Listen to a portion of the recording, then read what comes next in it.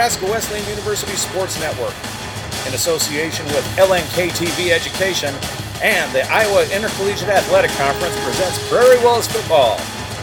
Today is the season opener featuring the Cobbers of Concordia College out of Minnesota and your Nebraska Wesleyan University Prairie Wolves. This game is made possible by Lincoln Electric System, Union Bank, and Nebraska Wesleyan University. Now let's take you out to Able Stadium. Early September in Lincoln and a gorgeous day for college football. Nebraska Wesleyan opening up the 2017 season here at home against Concordia College of Minnesota. Hello everyone, I'm Jeff Motes along with John Harris here on the Nebraska Wesleyan Sports Network. Nebraska Wesleyan looking to improve from their 4-6 season a year ago in their first year in the Iowa Conference. One good thing that they got coming back is Shaka Taylor, who 2 seasons ago was an honorable mention in the Great Plains Athletic Conference as a running back, but missed all of last year because of a knee injury. Yeah, we hope that Shaka is back at full strength, that the leg is strong, and that he's not concerned about that. A powerful runner. I'd like to see if his speed has increased. That'll be significant if he can get to the edge down the sideline. And Wesleyan's going to get a big test today against Concordia College. This team is quite phenomenal when they run the football. We'll talk more about that here in a moment. One thing Nebraska Wesleyan has to do this year, they got to replace some key skill position players, including at quarterback with Ben Green, running back Joel Weedle, and at wide receiver Ryan Larson, all of whom have graduated. They combined roughly for about 1,600 yards of total offense last year for the Prairie Wolves.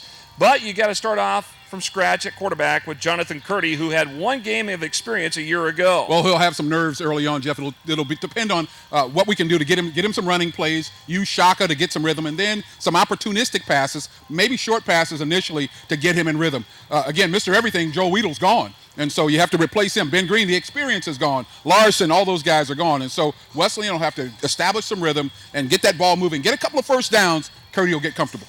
Good news on the offensive line, they got veterans back. You got Jacob Lamarche, who remember went down with that leg injury a year ago in the opening game of the season. They got him back. McEwen is back, among others. Mueller, they're all back. Those guys are going to be big difference makers in helping protect Curdy and the running back, Shaka Taylor. Well, what a difference a year makes. We were talking last year about the offensive line, the inexperience and so forth, and now we're talking this year about guys who've been there and know how to get it done. We'll depend on them today to get the push so that Shaka can get down the field. One thing that Nebraska Wesleyan defensive coordinator Kevin Kroom has talked about is the offensive attack from Concordia. This is a team a year ago that averaged about 264 yards on the ground. They're very good. From what we understand, they run a Navy-style offense. Well, that's ball control, and that's all about the quarterback making a decision.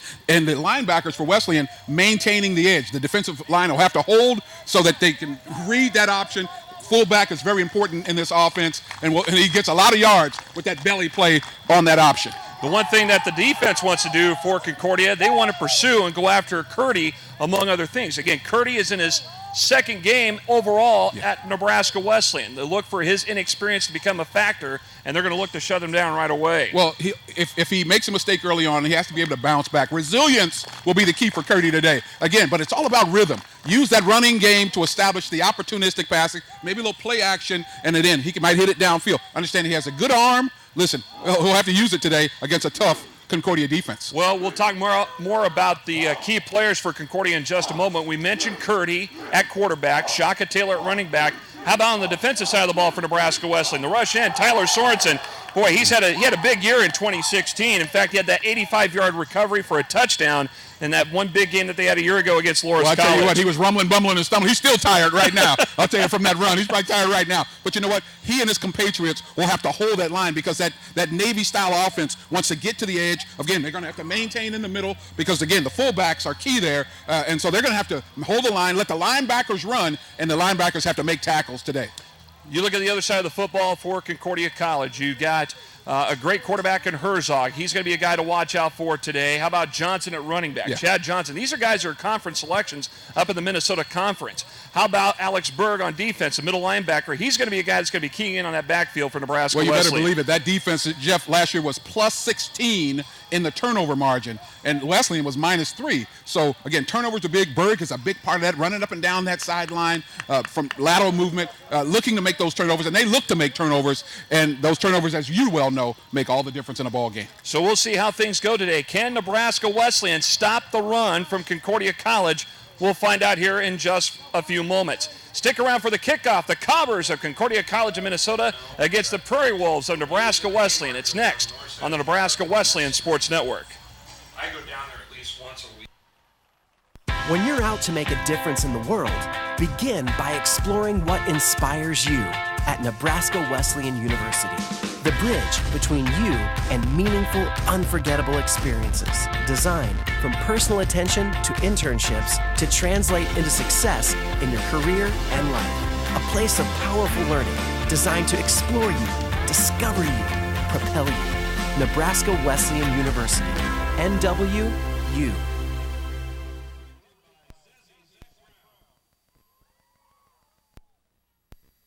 Hi, I'm Ryan with LES's Save Money, Saving Energy, and I wanted to share a hot tip about keeping warm in the wintertime. Instead of turning up your thermostat, turn on a portable space heater. After all, why heat your whole house when you only want the room you're in to be warm and toasty? Oh, that's too toasty. Don't touch that, Gracie. For more energy-saving tips like this, visit us at les.com or do a search for LES Video Vault on YouTube. We'll see you next time.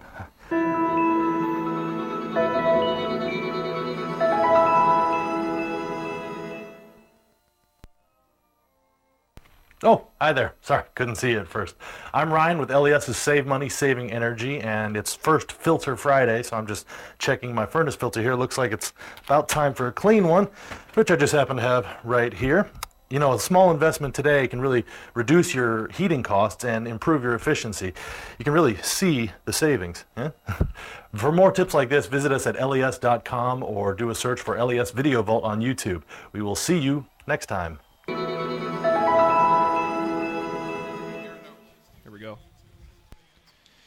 We're back here at Able Stadium on the Nebraska Wesleyan Sports Network. Welcome back, along with John Harris and our entire Nebraska Wesleyan Sports Network crew. I'm Jeff Moats, getting ready for kickoff, the season opener here for both Nebraska Wesleyan and Concordia College out of Minnesota. This is the first ever meeting between these two teams. Nebraska Wesleyan returning 38 total letter winners from last year's squad that went 4-6.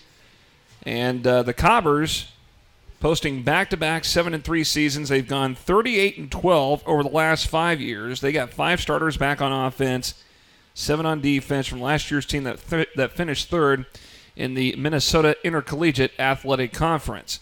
So this is a team that's very talented. They got at least 3 guys that were all conference selections, first team selections at that. And this will be a tough test here to open up the year for the Prairie Wolves. Yeah, there's no doubt about it. Wesleyan. This is the kind of test that you want to have if you're a competitor. You don't want any cupcake. You want somebody who can come in and challenge you. They've been hitting each other for so long. Now they're ready to hit somebody else. But again, this will help Wesleyan kind of establish what kind of team they might be this season. See who the playmakers might be to replace a lot of guys who are gone now. And again, this will be a tough test on offense and defense.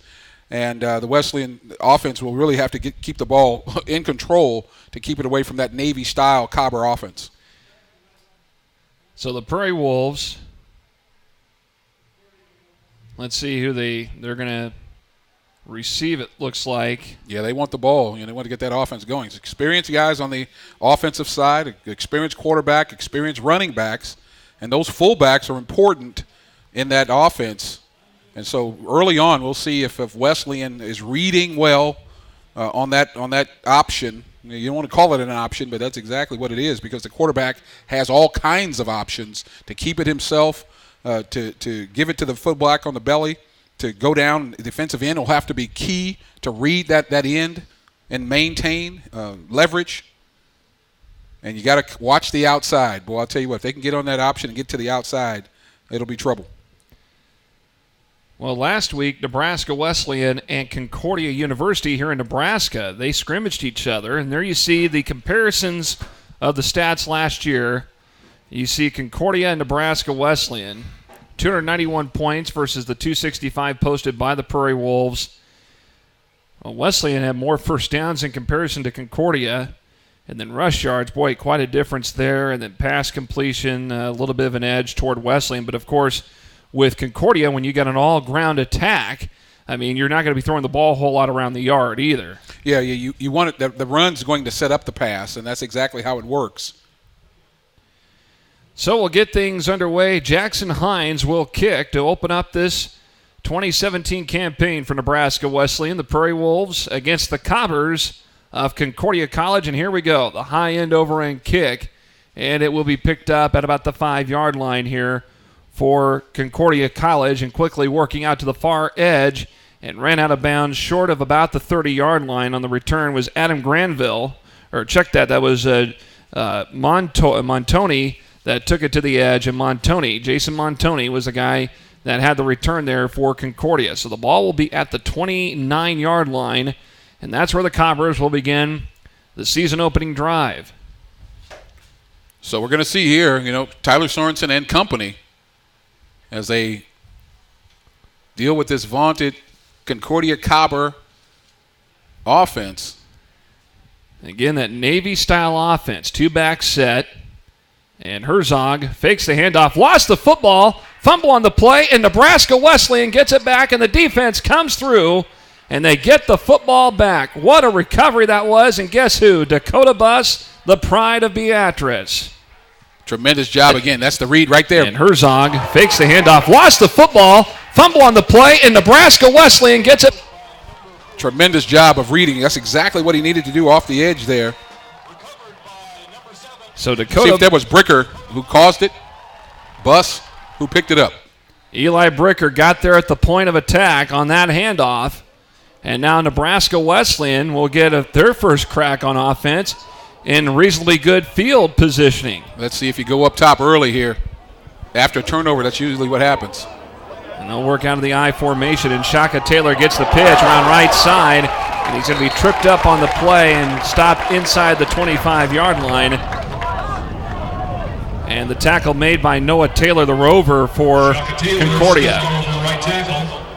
Shaka Taylor's going to get a nice dose here, Jeff.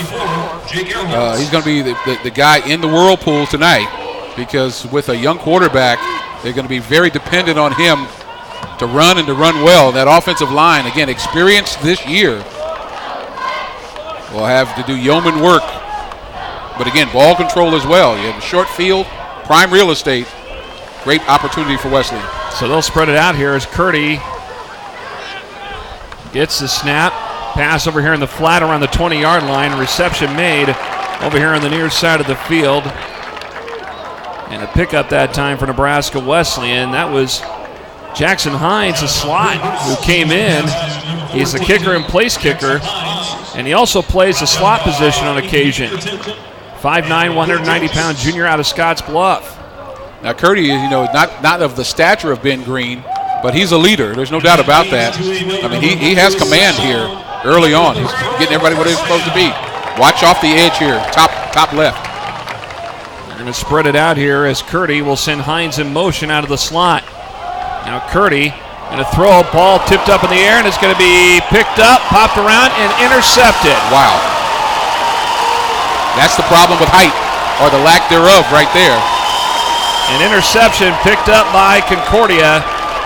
One of the guys up front came up with it.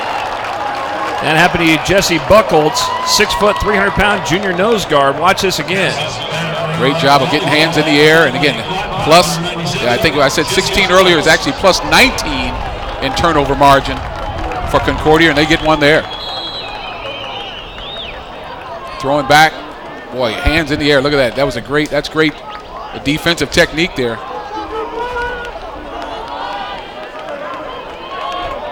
And they get their first turnover of this young season. So it'll be Concordia from their own 18 on 1st and 10, and Prairie Wolf defense able to make the stop. Boy, great job, Jeff, at the point of attack there. Right there and stop Chad Johnson in his tracks. Boy, that's just beautiful work by the Wesleyan defense. So at about the 19, still 1st and 10. There you see the starters on offense. Bungard, Nelson, Kinsley, Fry, and Christensen are the guys in the front. Chihaka and Marzolf are the wideouts. And there you see Herzog, Johnson, Montoni, and Gessel. There's that 2 running back setup, that Navy offense. Here's a pass play, a rare pass play.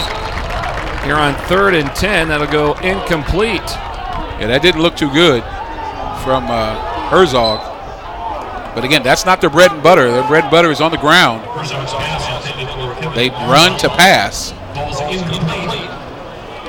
So now we have a big 3rd down and 10 here.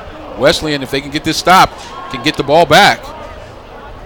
Had a great opportunity, Jeff, off the turnover on the first play of scrimmage, but could not capitalize. Herzog here on 3rd and 10. He's going to run with it. Throws it upfield, and it's caught sliding in. No, they're going to say it was incomplete. The reception is incomplete. Montoni was the guy that slid, and it looked like he had a good catch. Looked like it was a catch, but apparently the officials say no. Watch this again. Ooh. Oh, I think that was a catch. That was a catch. Yeah. Oh, my goodness. That looked pretty legitimate right there. Watch this again. Has any part of the ball touched the ground? Oh, boy, he got his hand underneath. That's kind of a different angle, but yeah, it looks pretty good. Yeah, it looked like he got his hands underneath. But the referees say no, and the Wesleyan will get the ball back. Now, big deal here on the return. Got to secure this punt. Oh, almost got it. Here's the punt, just in time, and quickly making the grab. Shaka Taylor at the 39, and he's quickly brought down by Montoni. It's good to see that young man back out on the football field, John, after what happened a year ago. Yeah, indeed. And again, the opportunity to get back on the field. I know he was, just seeing him being a great teammate, chomping at the bit to get back on the field. He does that.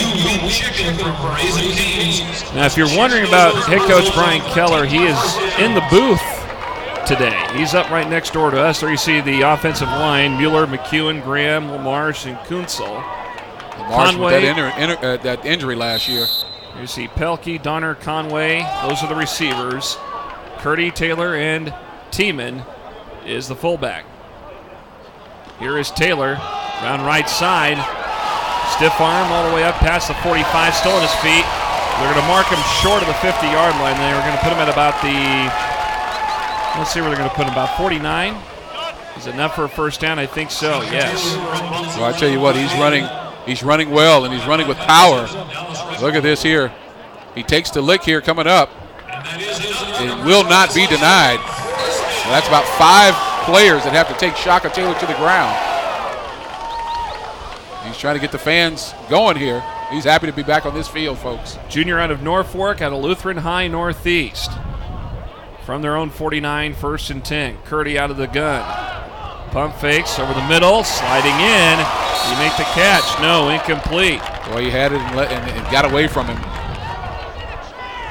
Number 86 there, Pelkey. So Pelkey was the target, and there you see Curdy again had a good look, but a little underthrown that time. Wanted to get him on the quick slant. That was covered. He came open. He had the ball. Just couldn't hold it in, Jeff. That's a big miss for Wesleyan there.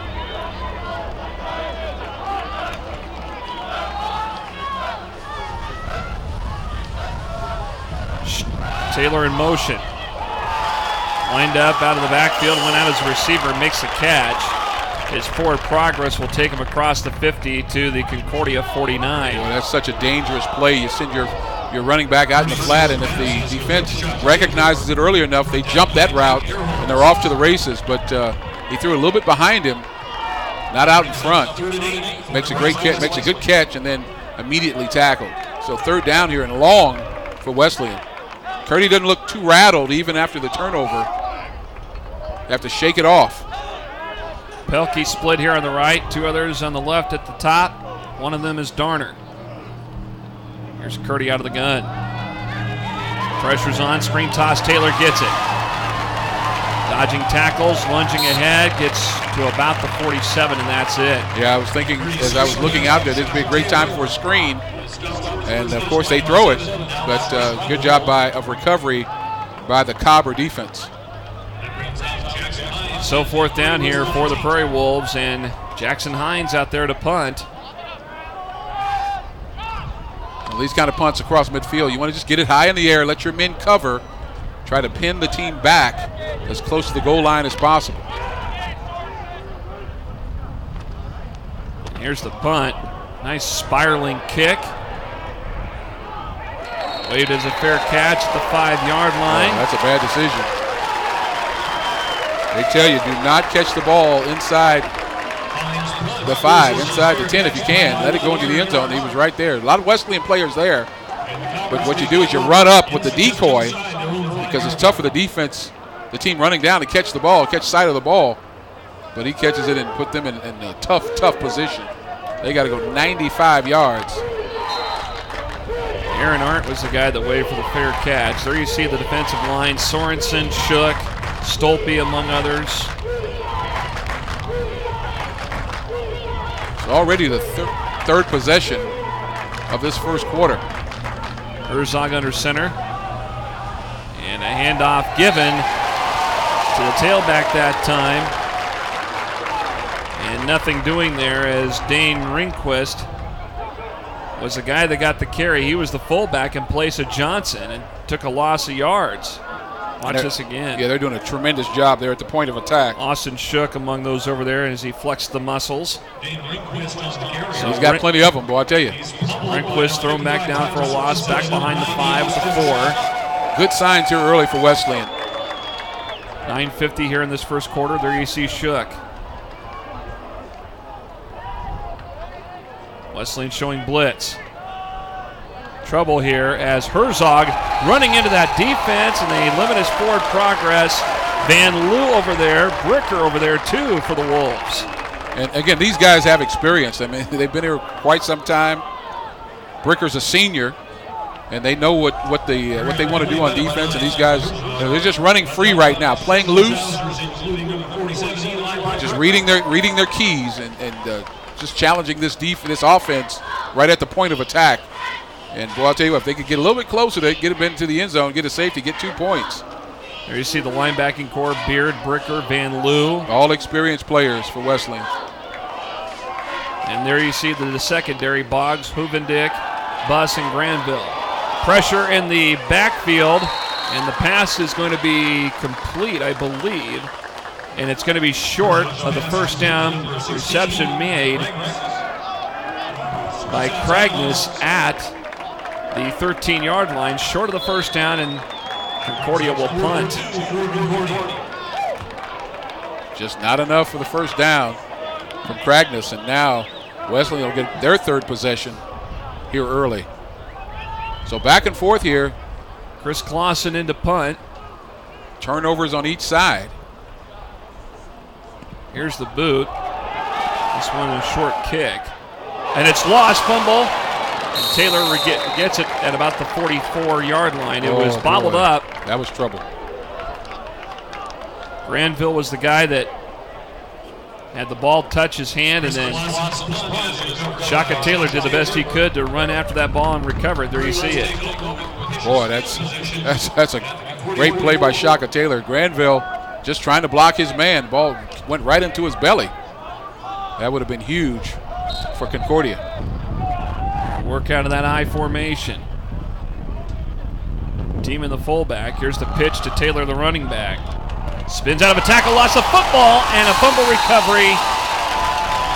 And it's Concordia who will get the football back. Rathfold, the 6 foot, 195-pound senior rover, gets the ball back for Concordia. Boy, that's a tough one right there, in traffic. And they're now +2, Jeff, on the season. That's Concordia. That's their thing. Turnovers. Yet to capitalize here, but that's a gift. Almost near midfield. So the defense doesn't get too much of a break. So you can't keep putting them out there, I'll tell you. I don't know how well they're doing. They're not bending. But I'll tell you what, you keep putting the defense out there early after a quick stop. Let's see if Concordia might want to take a shot upfield after the turnover. Here's Herzog. He's rolling back. He's going to air it out downfield. Wide open man down there. 20, 15, 10, 5, all the way in there. Touchdown, Concordia. And there it is. Austin Manham. He ran free, Jeff, right down the seam. Somebody blew an assignment. He was so wide open. That's not the way it was supposed to be. Somebody blew an assignment. He's just running free down the seam. He's wide open. Look at that. and all he has to do is make the catch and run on in. The only guy that was chasing him was Dakota Buss, and he was way ahead of Buss by at least 5 to 6 yards. But that's what you do after a turnover. He catches it at the 20. He is all the way home. But that's what you do. After that turnover, you go right up top. Tony Koselecki with the extra point attempt. It is no good. So with 8:11 to go here in this first quarter, Concordia strikes with a touchdown pass, and they lead it 6-0. Is your next house the place you can call home? Are you saving enough for your next phase in life? Is your next car the one she'll drive to college one day? What's next for you is important to us. At Union Bank, we've made dreams a reality for 100 years, and we're celebrating by looking at what's next for you. So stop in and we'll show you how we can help. Just like we've done for the last 100 years, and like we'll keep doing for the next 100.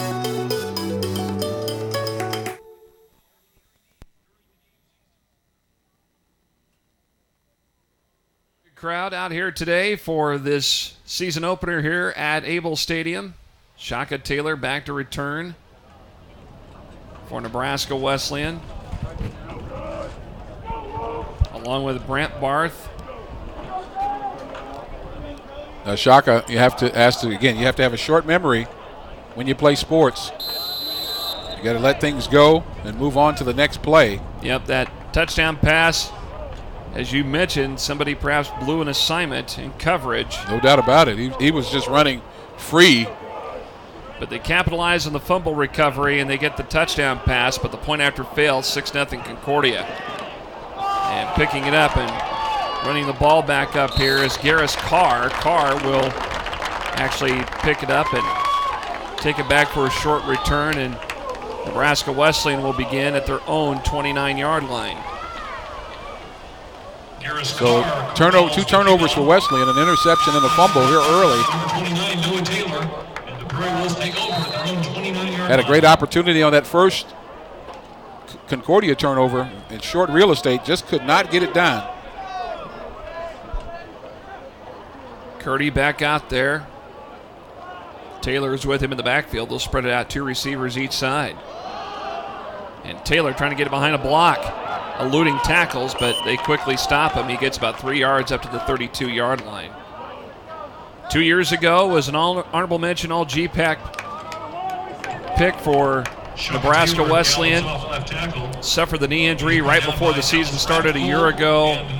Spent the last year rehabbing that thing, getting back into condition, getting stronger. And you just hope for this kid he can really make a difference out here this year for this offense. Yeah, and I think he will. You know, again, just unfortunate there, just trying so hard to get yards. Coughed it up. So they'll spread it out again. They'll play action there instead. Curdy going to take another run, and he's going to be forced out of bounds around the 35. Yeah, Curdy has to have those clear passing lanes, Jeff, because of his height at 5'9". You know, Doug Flutie-esque, if you will. He'll have a difficulty throwing over the taller linemen. Whereas last year with Ben Green, who was about 6'6" and about 245, I mean, he had a lot of vision over that line to see where he could throw the ball to. Yeah, easy pickings for him. It was just all about accuracy for Ben. But he has to have nice, clean throwing lanes. If that's not there, he's going to have to double pump. Blitz being shown here by Concordia. The rush is on, short toss, and reception made, and a big hit that time out of that backfield. That was Arlie Myers out of the slot. And Andrew Thompson laying a lick. Thompson lays the lick. Coming off the edge there. Bam, look at that. And quickly, 4th down. And that's kind of that short pass coming across the seam there. From right to left on your screen. Now punt formation for Jackson Hines. Already the 4th possession coming up for, let's see if we get off the side of the foot there. It's going to go out of bounds. Well, that's not good.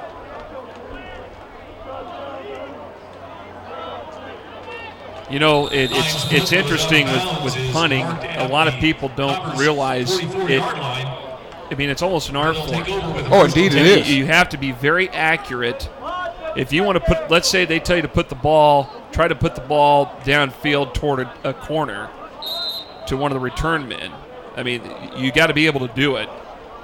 And then now we have this rugby style punt, and that's a little bit more difficult. Here's Johnson off the pitch around right side. Got a block ahead of him. Boy, ran out of bounds. Chris Washington runs him out short of about the 45. Let's see where they put it. Right about the 49. Just across the 50. For those who, my crack staff has been hard at work, folks. We're going to give you some great Concordia College tidbits, famous alums, actors, athletes, the whole deal. So don't go anywhere. Stay close. Well, we did mention at the beginning Concordia College of Minnesota here in the option keep. It's Herzog who takes it about 2 down to the 47-yard line, but they're out of Moorhead, Minnesota, so they're from the Fargo-Moorhead metro area. That's right. Have you ever been to Fargo? I have not been to Fargo. I have been to Fargo. I spoke at the University of Minnesota Moorhead years ago and flew into the Fargo airport right next door. It was cold as a bear. I bet it was. Man, it was cold. Man, I'm shiver me timbers. Had a great time up there. 3rd and short. And Tony in motion and the handoff for it's close to a first down. Johnson tried to dive ahead to get the first down, and the officials saying, nope, he's short. In fact, no gain. Still at the 47 of Wesleyan. Yeah, there you go. That's a great job by Wesleyan. And I think they're going to bring in the punting unit. Better be safe than sorry. Yeah, this defense is doing a good job. Just one slip up there in the secondary on that long touchdown pass. But that's usually what happens after a turnover. You let down your guard just a bit, and the team usually can go up top, and they do there. But Wesleyan, again, about to get their 4th possession here early on. Here's the punt from Clausen. Taylor going to watch it go bouncing inside the 10 and back at the 10. So Clausen gets it down to the 10-yard line. And now the Prairie Wolf offense is back out there. Montoni down there to down the ball. Got to have great coverage. Now this Wesleyan offense, again, we mentioned that there's going to be new skill position players. The only veteran out there is Shaka Taylor. Everybody else is fairly new, but the line is a veteran crew. They'll work out of the I formation with the receiver split far side blitz. Looked like being shown there for a moment. Taylor gets the handoff, bumped off of Curdy, and he's tripped up around the 15, gets across there to about the 16-yard line, gets a 6-yard pickup on the play. Yeah, one of the great challenges of a new offense and a new year is not only rhythm but chemistry. So you got to begin to know what a guy's going to do and where he's going to be. You got to be able to trust each other. And so right there, a little Keystone Cops action in the backfield, bumping into each other. So you got to get that rhythm. We've been practicing all of this time for this moment. 2nd and 4. We'll put 2 splits here on the right side. A little play action toss, and Curdy is bumped up and throws the ball up in the air, and it's intercepted. Number 3 already.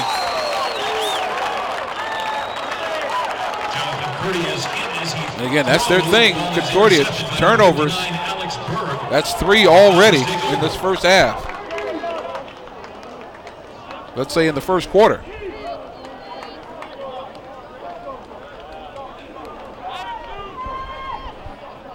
He got hit as he was throwing the ball right up in the air. So they'll have it at the 25. Well, that's prime real estate right there, Jeff. That is prime time. Any offense would love to have that. Michael Herzog, the quarterback. He's had Johnson with him in the backfield to go to that pistol formation.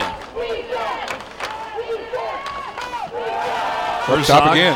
He's going to air it out far side. Got someone down there. Montoni lost the ball, incomplete.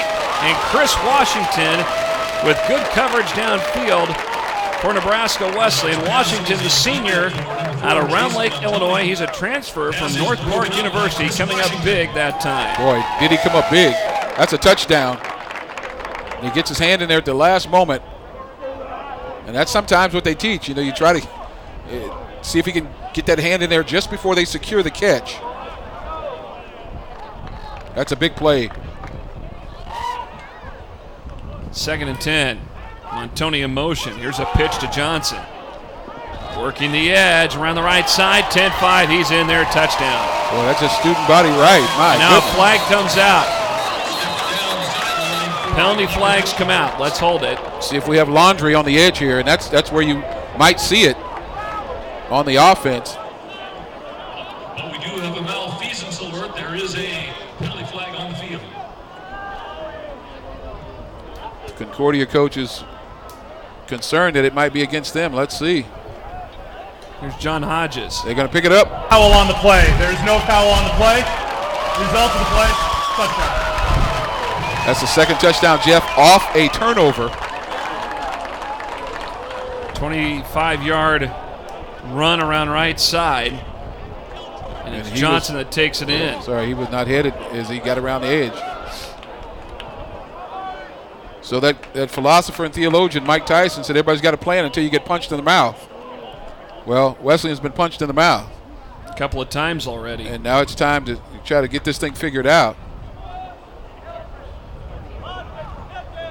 And the point after coming up here for Concordia, this will be Tony Koselecki, the junior. And the extra point attempt is up, and it is good. 3:20 to go. 25-yard run from Chad Johnson around right side. And Concordia now leads at 13-0. Oh, hi there. Sorry, couldn't see you at first. I'm Ryan with LES's Save Money, Saving Energy, and it's first filter Friday, so I'm just checking my furnace filter here. Looks like it's about time for a clean one, which I just happen to have right here. You know, a small investment today can really reduce your heating costs and improve your efficiency. You can really see the savings. Yeah? For more tips like this, visit us at les.com or do a search for LES Video Vault on YouTube. We will see you next time.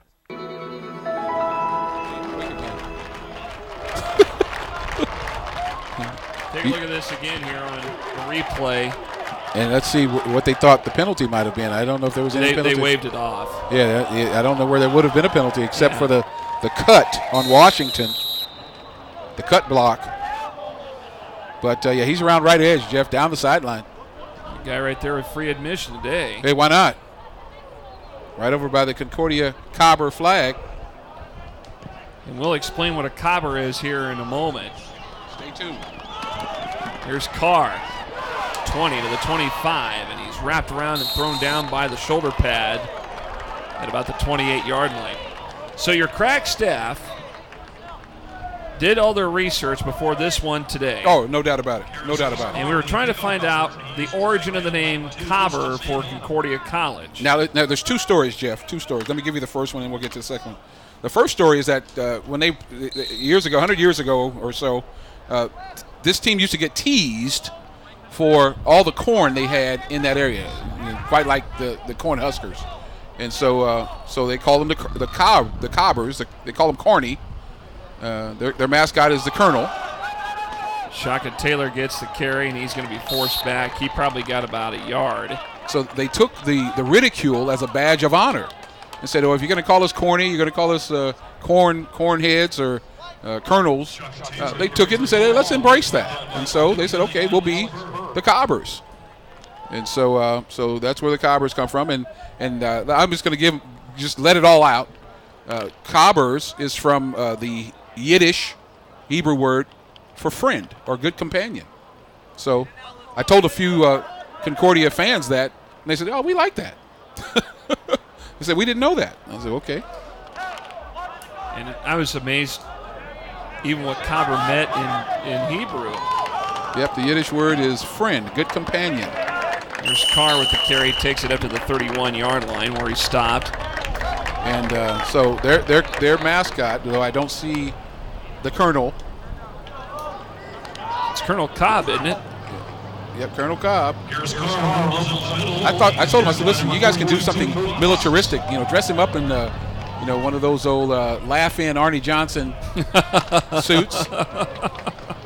Very interesting, but stupid. Here is Hines. Now somebody's watching going, what is he talking about? What's laughing? Laugh-in. Goldie Hawn is still relevant. And an interception. Picked off at about the 40-yard line. On the return, far side, Ethan Egerton. The cornerback, 6'1", 200-pound senior, coming up with the interception. Inauspicious start here for Curdy. And a great play on the defensive side there. Thought he had his receiver. And another short field. Let's see it here. Nice coverage. Got hands on him a little bit. He jumped right inside. That's tough. That's a good play by the defensive back. Now it's a matter of whether or not at some point today we may get to see the backup, Ethan Anderson, at quarterback. And you got to ask yourself, do we put Anderson in or do we let Cordy, get that confidence? Herzog on the run. Short toss. Catch made inside the 20. Finally wrapped up and tackled at about the 9-yard line. And the reception made by Ringquist that time. And you might go to Anderson just to give Curdy a little break here to give him some perspective. Say, listen, you're going to put you back in the second half, and we're going to put Anderson in right now just to be able to stem the tide here. But, Coach Keller, we'll see what he does here. I know Tyler Francis, is the quarterback coach, has got him off to the side saying, hey, listen, you got to keep your confidence. And his teammates have to help him too, Jeff. Yep. There's a toss in the back corner, and it goes incomplete. See, the great thing about this game is that nobody wins the game in the first quarter. The game's not over until the end, and so still a long way to go. Only 13-0. We're almost all the way through the first quarter. And you and I have worked together long enough to know the game of football shifts and turns and tides so quickly. We saw it even last night. Yep. We did a high school game with Lincoln Southwest, Lincoln Southeast. And old Mo changes uniforms very quickly.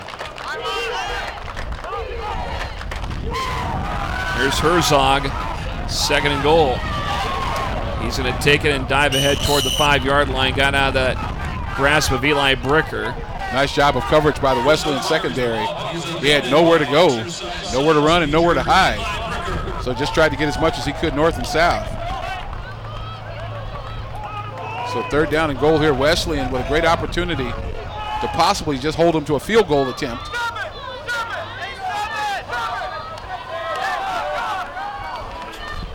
Time winding down here, 3rd and goal. This will be from the 6.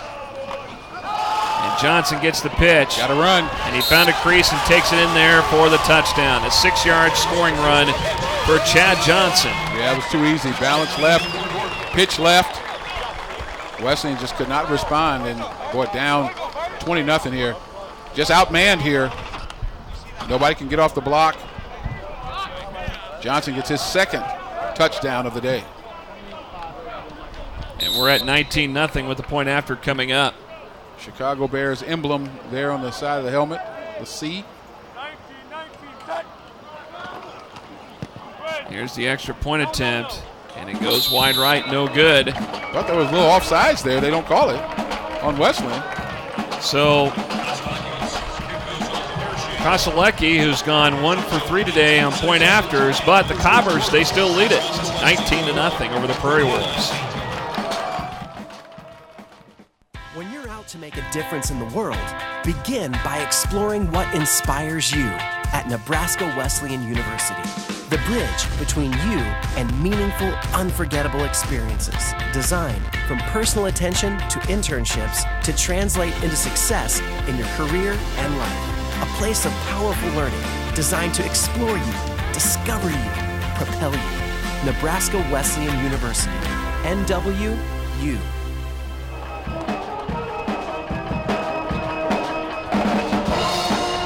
19 and a half seconds to go here before the end of the first quarter, and it's already 19-0. Concordia College of Minnesota over Nebraska Wesleyan. Indeed it is, and 4 turnovers here in this first quarter. That's right, folks. 4 turnovers in the first quarter.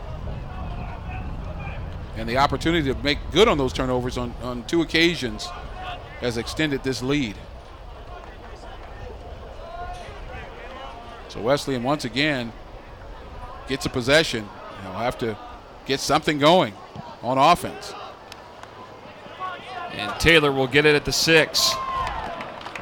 Working out toward the 15, and he is going to be bear hugged and tackled out of bounds. Never want to run north and east and west on the kickoff. You got to get north and south. Oftentimes you have an angled run, or run to one side or another where you're blocking you're supposed to be. They want to build a wall, and you can get around that wall, but it is not to be.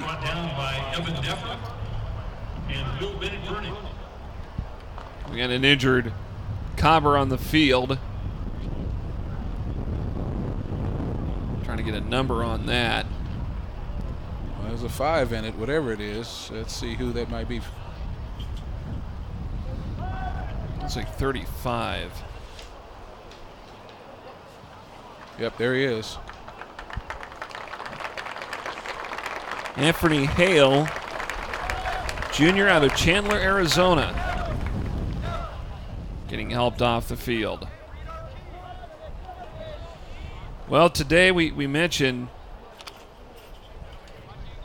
how Wesleyan on defense has had to stop the run. The other thing that they are still trying to do is build up those skill positions. Obviously, quarterback is what they're still trying to build up. Well, no doubt about it. Again, we have a penalty here, Jeff. Looks like 10 yards holding. Let's see what the call is.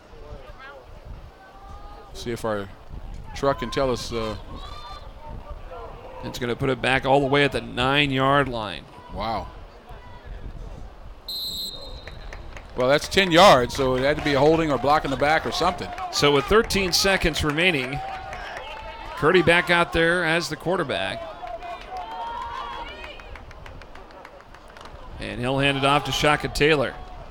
And Taylor trying to get behind some blocking, trying to get through the middle. He got up to about the 12-yard line, about a 3-yard pickup, and that's how the first quarter will end. And Concordia already flexing their muscle. They've forced 4 turnovers in this first quarter, and they lead it 19-0 over Nebraska Wesleyan. Come back to Able Stadium after you see this. Is the next disruptive idea sitting on a whiteboard somewhere? Where's the next company that creates jobs in our community? What's the next big step for your business? What's next for you is important to us.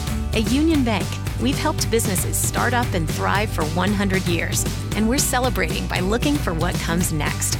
So stop in and we'll show you how we can help, just like we've done for the last 100 years, and like we'll keep doing for the next 100.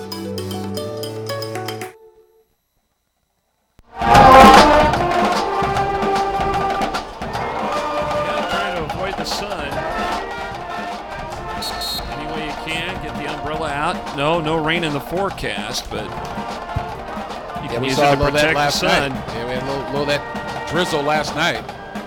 Had a little bit of a passing shower, and then we had that yesterday afternoon out the football game with Southeast and Southwest at Seacrest, and then it rained last night a little bit. And you are Lincoln Storm chasers, so you know all about these things. Well, it was very quiet this spring and summer. It was June 16th. We had all that stuff that flared up and moved over, and that was where that stuff moved through the Omaha area, and especially Bellevue, and damaged a lot of homes in that area. Yeah.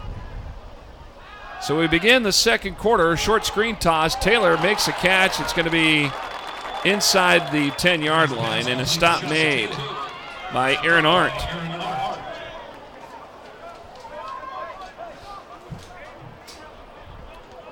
Looking at some of the first half stats.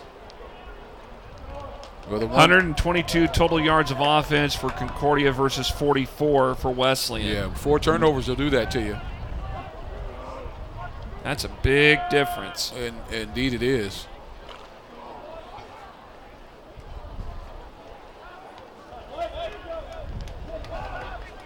The key here is to keep Curdy positive, keep him encouraged. Now Arlie Myers in motion, and what do we got? Flags coming out. Protocol violation on the field. Now what is that? Game. Offense. Half the distance to the goal. Still. 3rd down. Protocol violation. Well, Loy Watley is the public address announcer, and Alex Linden, the sports information director, warned me ahead of time of some terminology that Loy came up with that he was going to try to use on the folks here at Able Stadium today. Well, he just used it just then. I thought somebody may have their shirt untucked. That's called protocol, isn't it? Put your shirt in. Put your jersey in. Tie your shoes up. 3rd and long. Curdy pass in the flat. Looked like that was Darner that time that made the catch. Yeah, 2 receivers in the same area, Jeff. Something was amiss there, but now that was Pelkey. It looked like you never want to be that close to another guy running your route. So somebody was not where they're supposed to be, but he catches the pass nevertheless, and now Wesleyan will punt to Concordia, and they'll get a short field unless he kicks it about 99 yards.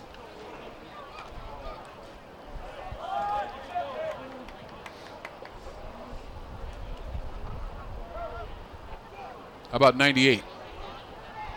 Let's see what they can do. Hines with that running rugby-style punt. Oh, the ball dropped, loose football, and Nebraska Wesleyan may have recovered it. They're still fighting for possession of the ball. And Concordia, even for a 19-0 lead, you're not happy. And the son of head coach Brian Keller, Brayley Keller, the sophomore out of Lincoln Northeast, recovers the ball. So somebody's going to get a good talking to on the sideline there. Okay, he goes up and he muffs it there. Looks like that was number 23. Seahack. Hopefully I'm saying that right. So Wesleyan will have the ball. I have to get the pronunciation sheet out here. We'll spread it out. Now let's see if Wesleyan makes a decision to go up top here after the turnover. Curdy. Pump fakes. He'll try to run with it. He'll scramble to the far side, and he's going to be thrown down, and he gives the ball up. Let's see, was there somebody in the area? I don't see a flag or anything for intentional grounding. Yeah, he's under duress big time. And you got to be careful there. Sometimes you just have to eat it and not put yourself in jeopardy by throwing the ball away. Yeah, you can take a loss of down, but, boy, you sure don't want to give the ball away. We saw that last night in the Southeast-Southwest game where he threw the interception right there. Up. Yep. Lost it down at the spot of the foul. 2nd down. So they are going to call intentional grounding on Curdy.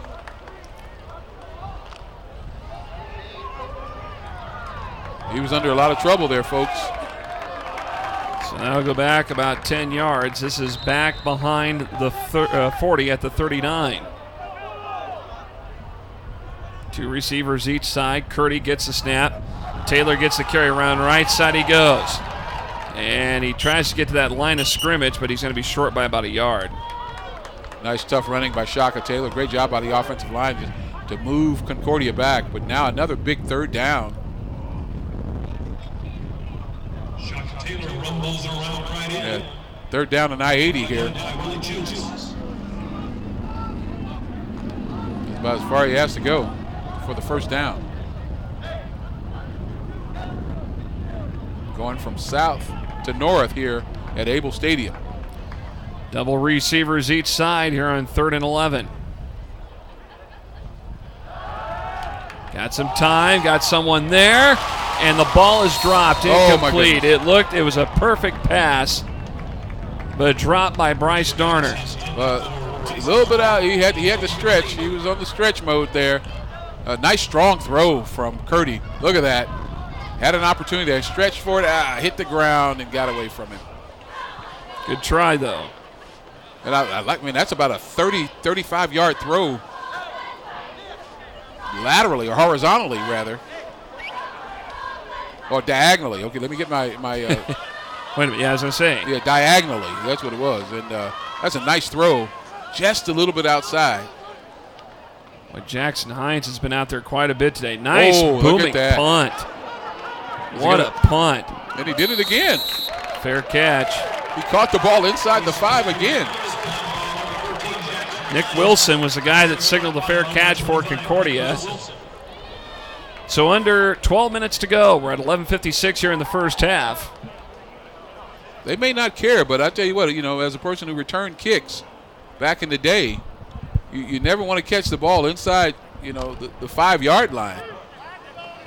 Yeah, that's dangerous territory, especially if you muff it. And the other team scoops it up and runs it into the end zone. Well, it's a turnover fest here in this first half, Jeff. 2 for Wesleyan, 4 for Concordia, but Wesleyan cannot capitalize.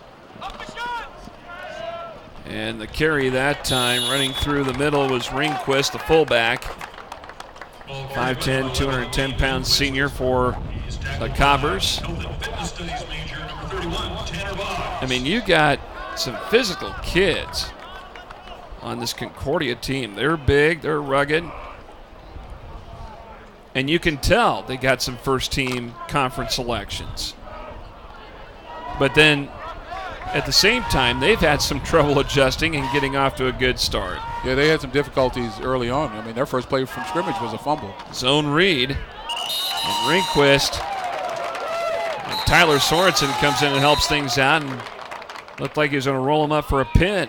Well, you got to ask yourself, Jeff, how much will your defense be called on to do? If the offense isn't getting anything going, the defense is going to be out there in the field too often, and, of course, they're going to bend and maybe ultimately break. And the player's going to have to come off the field because he lost his helmet.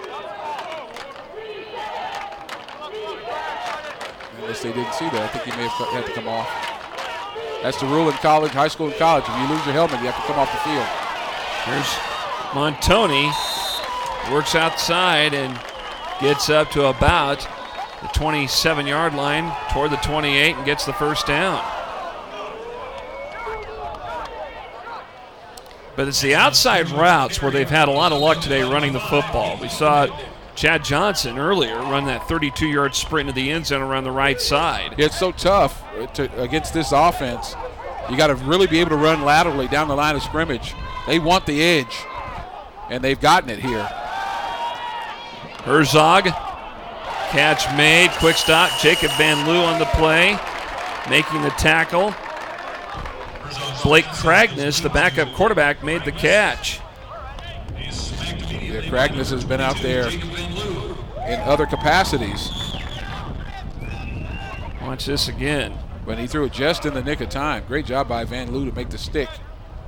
Have to be able to tackle.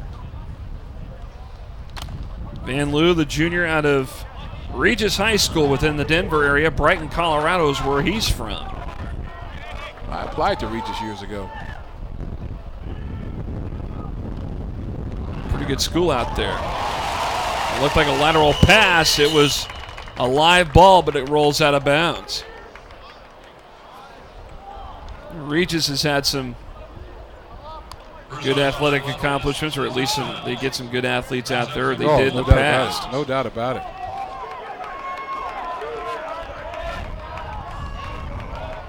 Yeah, that's trouble. 3rd and 10 coming up here. And perhaps the biggest third down of this game for Concordia. Even though they lead at 19-0. You got less than 10 minutes to go before halftime. Anything's possible. And like you said, we've said time and time again, it just takes one play to turn the tide. Turned everything around. Herzog in the pocket, pressure's on, eludes a tackle, not for long. Tyler Sorensen is over there initially, and Stolpe came over there to help him out, but it's Tyler Sorensen who got to him. Yeah, and that's what he has to be able to do. He's the sack master for this ball club. And the key here, look, Jeff, is the relentlessness of Sorensen. He will not be denied. That's a great job of running him up inside, and he gets off his block to go in and get the quarterback. That's what you need from Wesleyan. Got to make Herzog uncomfortable. Get a little bit too comfortable back there. Here's the punt. Nice booming, spiraling punt. Taylor gets it at the 30. He'll run it, but he's going to be taken back down around the 28. Got to do a little better job of blocking on the edge there. Those gunners, their job is to go down there and do exactly what they did there. Wesleyan defenders have to do a better job of keeping them at bay. Ball will be spotted at the 29. That's a great punt by Concordia. We saw two great punts. Hines had one previously. So first ever meeting between Wesleyan and Concordia in football. And then Chris Clausen just saw that nice punt that he had. Pump fake by Curdy, and it's thrown behind, intended for Arlie Myers, a slot man, incomplete. A lot of double pumping today by Curdy. He's not getting his initial read there, and then he goes for a secondary read.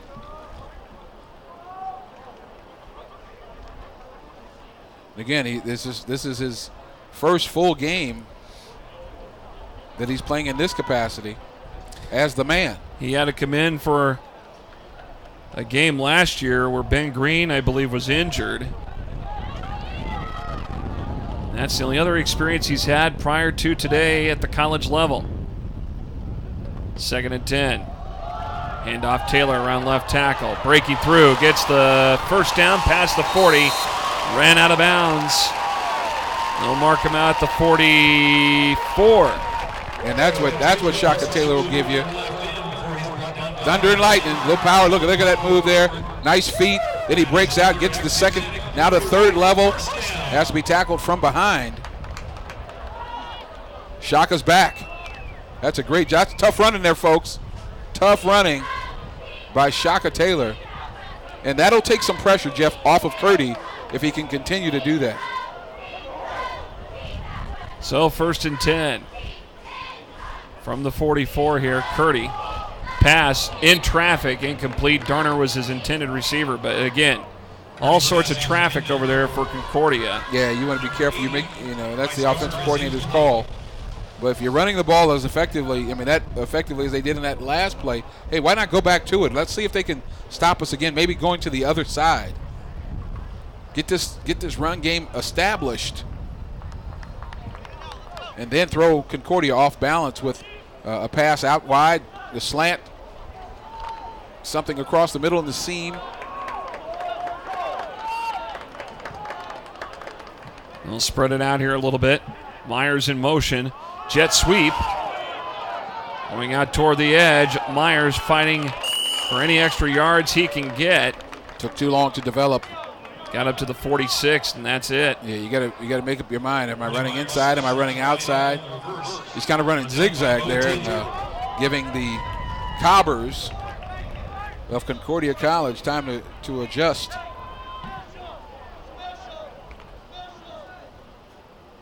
Four turnovers, folks, for Wesleyan. They've gotten 2 back, but they have not capitalized on the ones that they've got. This will be 3rd and 8 for the Prairie Wolves. Caleb Conway, the tight end on the right side of the line as he lines up. Curdy with another pump fake, eluding. Looking upfield, and it goes incomplete. Almost had Darner about a yard or so out in front. And again, 4th down. Out comes the punting unit. He had a nice pocket back there. He was protected, but of course, after those seconds tick off, Jeff, you have to be able to get that ball out. You only have about 3 seconds, if that, most times as a quarterback. Protection was there, but to ask those linemen to keep holding and holding and holding, that's difficult.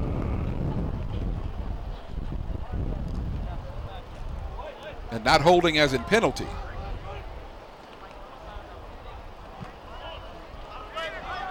And here's the punt from Hines. And Arndt watches it go out of bounds.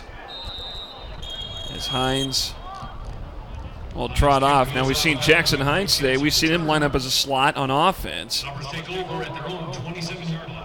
I think they're trying to figure out, okay, who's going to fit where. We've seen Arlie Myers play the slot most of the time. We saw, I think, on 1 or 2 plays, Jackson Hines come in and play the slot.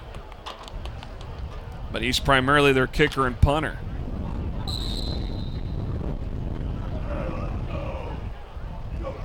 Prairie Wolf defense definitely getting a workout this afternoon. Oh, no doubt about it. And that heat is cranked up. On Tony in motion. Now the pitch to Johnson around right side. 35, 40 down the near side. And leapfrogs across the 50-yard line. Boy, what a pickup that was for Johnson. He's good back. He is tough. Got to the 47 of Nebraska Wesleyan. I believe he had about 816-ish in terms of yards last year. And that's picking him up and putting him down. You don't get 800 yards being a slouch. You got to be able to get the ball down the field, and he's done that. Back for more in 2017. Here's a pitch around left side, and on the carry that time for Concordia, Connor Gessel. So Gessel gets the carry. They work the sweep to the left side of the field. First down for Concordia at the Prairie Wolf 37. 6:45 to go here before halftime. Coming up at halftime, I have an interview with Nebraska Wesleyan Athletic Director Dr. Ira Zeff. Ira Zeff, the man with the plan. Got a new training facility being constructed here on campus. Here's a pitch right side. Working the edge is Manham, Austin Manham, down to the 31. That's a great job by Bricker of pursuit. He could have gotten a lot more out of that play, but Bricker would have none of it. Tracked him down from the backside. Hauled him down. That's a tremendous job by Eli Bricker. Senior on this ball club. And again, the line on both sides, very experienced. It's, and they're helping with some of that slack to get some of these newer guys at the skill position spots, primarily on offense, to get adjusted to a starting role. Zone read, option pitch. Montoni around the left side and gets out of the grasp of Heath Huvendick and runs out of bounds. And it's enough, I believe, for a first down, but they're going to make sure and see if they're going to measure it. It's close. Wesleyan has to get something figured out here. 5 minutes, 34 seconds left in the half, folks. Well, down 19-0. They're not going to measure. Actually, it was an equipment issue is what they whistled. Usually if the ball's close to a first down, they whistle it, then they bring the chains out. But I think they got a pretty good idea on how close to a first down it will be. So this will be 3rd and inches from the Wesleyan, just outside the Wesleyan 27-yard line, and timeout going to be whistled and taken by Concordia with 5.5 minutes left in the second quarter. It is Concordia of Minnesota 19, Nebraska Wesleyan nothing. We'll take a break, come back with more in just a moment. When you're out to make a difference in the world, begin by exploring what inspires you at Nebraska Wesleyan University. The bridge between you and meaningful, unforgettable experiences. Designed from personal attention to internships to translate into success in your career and life. A place of powerful learning designed to explore you, discover you, propel you. Nebraska Wesleyan University. NWU. You're watching Prairie Wolves football on LNK TV Sports and the Nebraska Wesleyan University Sports Network. That's right, LNK TV Sports. And you can check us out on Spectrum, also on Windstream Kinetic and Allo. And we'll get you those channel numbers here at some point, but we're on 3 different channels that you can check out, or you can check us out online too through 5 City TV or the LNK TV website at lincoln.ne.gov. A lot of ways to watch. No excuses, folks. Tell your friends, tell your neighbors. Wesleyan football is on the air. It's hard to believe for yours truly that this will be year number 12. Wow. And I've been up in the booth for Nebraska Wesleyan football, and there it is, the sneak play on 3rd and inches. And clearly Concordia getting the first down, so they get the first down, and then about an extra 2 yards out of it to the 25. But well, your 12 years has been a blessing and a boon to me. I just told somebody I'm associated with you, I can get all kind of free stuff. I get all kind of coupons and access to places that I would have never been able to access without your presence. So I'm humbled. I pay homage here. Well, let's see. Before me, Kyle Doborowski was the guy that was doing the play-by-play, and he took a job at, I believe, the University of New Mexico, working their radio down there for women's basketball. Zone read here by Herzog, and he's going to keep it and dives ahead to about the 23-yard line. But he is up in North Dakota, and I believe at the University of North Dakota. But he left to go down to New Mexico, and Bill Luxford, the late Bill Luxford, this is back, late July, early August of 2006, said, would you like to do some Wesleyan football? And I said, if you narrowed down all the candidates and they didn't work out, so you have to go to me as a last resort. And he said, no, we want you to come and help out. I was kidding, of course, and the rest is history. Here's a pitch around right side. Oh, boy, look at Montoni go, and he toes the line, and he stumbles out of bounds. Dakota Bus ran him out short of the 10, close to 11. But you think of the guys that have helped in recent years, or over that amount of time I've been associated with, as you see the replay. Dakota Bus having to get over. Look at that tiptoe through the tulips there. But, I mean, from Josh Jorgensen to Chris Schmidt, Garth Glissman, Lucas Moorman was with me for a long time. Of course, we had Corey Ross doing the sidelines for a season with us. Oh, that's awesome. Of course, this is your, third year? Third season? Second. Second season. Well, you helped out in some fill-in roles. Oh, yeah. I'm good for filling in.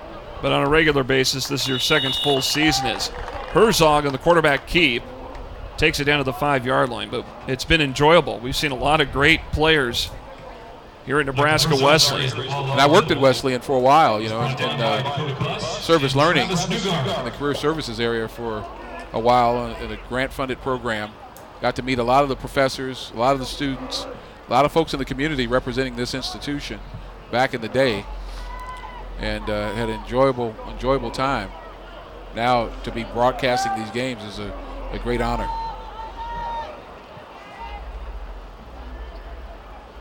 Here's a keeper by Herzog, and right there, holding over there.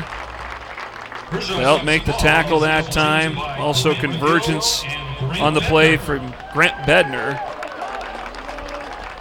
But, looked like McGill was in there, wasn't he? Yeah, I think McGill was over there too. Yes, you're right. Grant McGill out of Waverly. Yeah, there he is. But my father was a former student athlete over here at Wesleyan in the mid to late 60s, and had a grandfather that attended here, so I got some family roots over here. I mean, it's just a great place. I mean, it's a great community. You look at the atmosphere here. You look out of this window, you see the trees, and you see the neighborhood right next door as Montoni takes it in from 5 for the touchdown. And it's 25-0. Cobbers, the point after pending here with 2:20 to go in the half. Yeah, Cobber is the Yiddish word for friend, and they're not being a good friend right now. And they are flexing their muscle. Watch this again. Yeah, quick pitch again. Laterally down the line of scrimmage. You got to get down the line of scrimmage to get the edge, and Wesleyan does it. Dakota Bus in pursuit. And the Cobbers have found something on that edge, Jeff. They've gone around the edge. Montoni made it look easy that time. And yeah, indeed he did. I mean, he really did a great job. So when you're in this kind of game, first game of the season, you're down 25 with the extra point. Oh, they're going to go for 2 here. And here's a lob. And into the end zone, the 2-point conversion for Manham. is completed, and now the Cobbers lead at 27-0. But 2:20 left here in this second quarter. Back in a moment. And with 2:20 remaining in the first half, it's Nebraska Wesleyan 0, Concordia 27.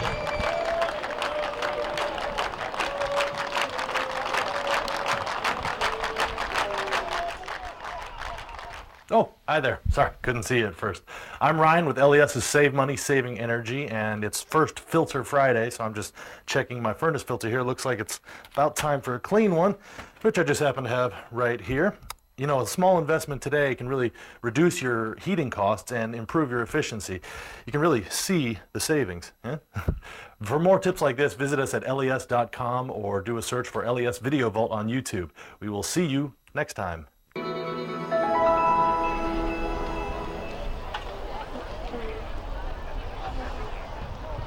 How'd you like to be up in the cherry picker today?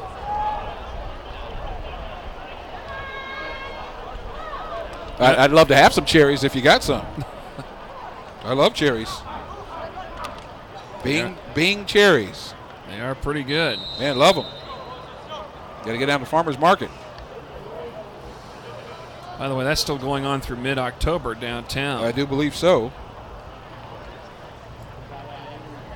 There's other farmers markets around the area too. Here's the ensuing kick, and it's going to be Carr who picks it up inside the 10. Got to get up the field straight. Make a decision. That's the key to running the kickoff back. You got to make a decision. Now, sometimes they call left, sometimes they call right. You got to get the picket fence going there. But if it's not clear that your picket fence is set up, you got to make a decision to go straight north as soon as you can. Get as many yards up the field. You can't do none of that dancing with the stars, okay? You got to get up the field, get as many yards as you can with what you can see. So Curdy back on the field, 2:15. You ask yourself, what can we do in 2:15 to get some points on the board? Even a field goal, Jeff, would be helpful. Yes, it would. Just to say we've scored in this season. And again, the key would be to get the offense downfield to get in that position as Shaka Taylor gets the carry. He fights his way in between the tackles up to the 26. Now, the one thing about Shaka Taylor is that, Wesleyan needs, like many teams do need, that breakaway back. I mean, when you get past the second level, to get to the third level and possibly get you a home run off a simple play, even a dive play. He's a bruiser. He's a guy who gets you some tough yards. But is he a home run hitter? That's the kind of back that Wesleyan may need to recruit. 2nd and 5 here. And off it goes Taylor. Stetter steps through the middle. First down, past the 40. And he's bulldogged at about the 50, close to it. And that time he says, John, I am a home run hitter. I am that guy. And he almost broke one there to the house. That's a great job. And I like the burst. That's the question I was asking. Does he have the burst? And there it is. Good run that time by Shaka Taylor up to the 48-yard line. Yeah, now he's not worried about the leg there. Look at that. No. That's a great job. If it's not broke, don't fix it. Let's see if we can feed him again. Taylor gets it. Past the 50. Boy, he's just fighting ahead. Gets the first down at the 42 of Concordia. That's just tough running there. Timeout, Wesleyan here. That's just nothing but, that's Tina Marie right there. Rick James, Jeff. That's fire and desire.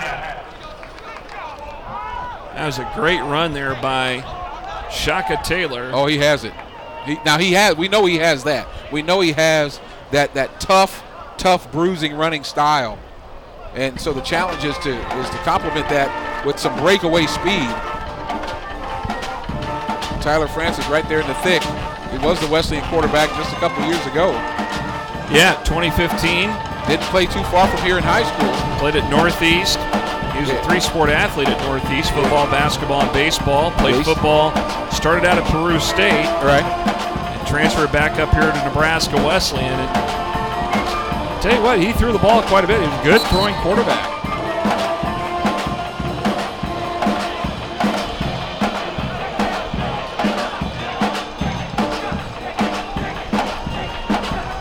6,000 yards passing in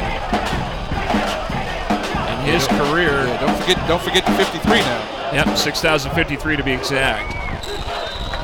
You don't want to short him. That's a lot of yards. Here's Curdy on the edge. Ran out of bounds that time. That's Derek Curtis, another former Rocket, the transfer from Morningside. Played his high school ball again at Northeast. Yeah, I'd like to see him. He was a quarterback for Northeast. Like seeing him on the field. He's been hampered as well. But I like that throw for Curdy. Nice and short and sweet. Here's Curdy, pump fake, throws a pass over here, diving grab, and it's Curtis again. And Curtis with a reception at about the 22-yard line of Concordia, and another first down for the Prairie Wolves. Yeah, there we go, 50 seconds left. That's a nice strong throw, and a nice sideline tiptoe action there from Curtis. Curdy to Curtis. From the 22 of Concordia with 50 seconds to go, 1st and 10. Be careful here. Pump fake, through the pocket, runs ahead, and he's going to be tackled short of the 20 at the 21. And that's a challenge of his stature just a bit. Again, you can't see over the defense, so you don't think you have what might be open, and so you got to take off running. Again, we don't want to keep comparing him to Ben Green, but at 6'5", 6'6", you can take a little bit longer to scan the defense. 43 seconds. So they're going to reset the clock to 43 seconds. Timeout called by Nebraska Wesleyan. The Prairie Wolves are down to their final timeout. I like those short throws, though, Jeff. Those sideline stops, and Curtis getting his mitts in the mix, if you will. Derek Curtis involved in, looks like some communication stuff, mass media stuff here at Nebraska Wesleyan. I know he was doing some commentary work on some home games for Wesleyan Radio on KFOR with Dick Janda, and also doing some video work, photography work. Yeah, I think he's trying to take my job. I think that's what he's doing. Now he sees you and he aspires. Yeah, I think he's trying to get in the seat here. I'm going to have to keep an eye on him. But he's a great kid. Very nice young man. 2nd and 1. Lobbing toward the end zone. Arlie Myers, did he catch it? That's Touchdown, Nebraska Wesleyan, and it's Arlie Myers from 21 yards out. And boy, that's much needed offense and a much needed score for Nebraska Wesleyan. That's a tremendous job. Another double pump. Look at that. Look at that pass. Oh, tremendous. Arlie Myers with great concentration that time. Willie Jokes III was right on him. The 6'2 sophomore was right there, but Arlie Myers with a great catch off the lob pass there. Beat the linebacker. Jackson Hines with a point after. The kick is up and it is good, but we got a flag on the field. So let's hold things up. Let's find out what the penalty is. If it's against Concordia or if it goes against Nebraska Wesleyan. Here's John Hodges, the referee. Now, wait a minute. He'll get some more input. Wave it off. Or we'll have to give it on the kickoff. Let's go down to referee John Hodges. There's no foul on the play for leaping. The result of the play is the extra point is good. Yeah, he was looking at possibly the defender leaping to try to block the extra point, but they say no, that you can't elevate yourself using another player to get up in the air. But great job by Wesleyan to capitalize here without a lot of time. So that gives hope, folks, to this Wesleyan offense and to this Wesleyan faithful that now we're on the board and save those mistakes. 4 turnovers in this first half, Jeff, giving Concordia the short field upon which they capitalized twice. So you have your first solid drive, and it ends in a touchdown pass from 21 yards out from Jonathan Curdy to Arlie Myers. And what do? You use that running game with Shaka Taylor to soften that defense, and then you get over the top. Tremendous job. and not too soon. That was a great job. Needed it right now. Now get a stop on the kickoff. Montoni on the return, not for long.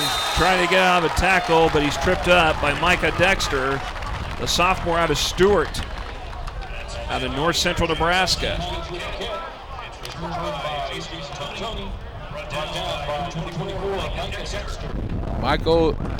Micah. So 31 seconds here and a 27-7 lead for Nebraska Wesleyan, or for Concordia over Nebraska Wesleyan. And they're going to set up to take a knee, it looks like. Let the time run out, and Herzog steps back and takes a knee. And they'll take one more play. Well, the play clock is running. It's at 35. The game clock's at 19. So I think they're just going to let this thing run out and head to the locker room. And a lot of things to talk about if you're Nebraska Wesleyan, but the first half ends on a positive note. They get their first touchdown of 2017 on a 21-yard pass from, again, Curdy to Arlie Myers. We're at halftime at Able Stadium at Nebraska Wesleyan University. It is Concordia of Minnesota 27, Nebraska Wesleyan 7. Stay tuned. Coming up at the half, my chat with Nebraska Wesleyan Athletic Director Dr. Ira Zeff, coming up on the Nebraska Wesleyan Sports Network. Hi, I'm Ryan with LES's Save Money, Saving Energy, and I wanted to share a hot tip about keeping warm in the wintertime. Instead of turning up your thermostat, turn on a portable space heater. After all, why heat your whole house when you only want the room you're in to be warm and toasty? Oh, that's too toasty. Don't touch that, Gracie. For more energy-saving tips like this, visit us at les.com or do a search for LES Video Vault on YouTube. We'll see you next time.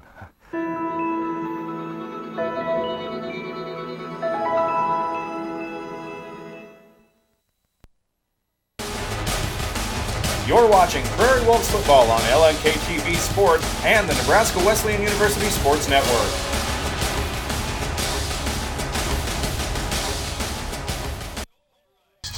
Welcome back to Able Stadium here on the Nebraska Wesleyan Sports Network. I'm Jeff Moats here with Nebraska Wesleyan Athletic Director Dr. Ira Zeff. Dr. Zeff, thank you for joining us. Oh, my pleasure. It's hard to believe we were talking summer's over and we're ready to go with fall sports. And we were in full swing already. In fact, one of the things happening here on campus, you got a new athletic facility that's being built. Let's talk about that a little bit. Well, we're very, very excited that the wrestling facility over to our left, we're going to have a nice practice facility for our wrestling program. Coach Bradley's done a tremendous job of selling a vision without having a facility, and very excited what's going to happen with having a nice, first-class practice facility and expanding the program. And you have a couple new coaches, actually, especially one for women's basketball here during the off-season. Well, and I'm very excited about that one. Sam Dixon just has a wealth of basketball background. We go way back. I actually coached Sam in college. Oh, wow. I was an assistant coach at the College of Worcester. He was an All-American point guard for us. But he's been at the Division I level for maybe 20 years on the women's side. And he's looking forward to running his own program again, and we're very excited to have him. He's going to really bring our women's basketball program up a notch. And with fall sports already in full swing, there's lots of stuff going on there. Football, obviously, today, among the other sports. Yep, volleyball's out in the New York area, and they've won 2 out of 3 so far. They got one more match that they're playing actually right now. Soccer's up in Minnesota, both men and women, and Tudor has taken his team up to his old stopping grounds.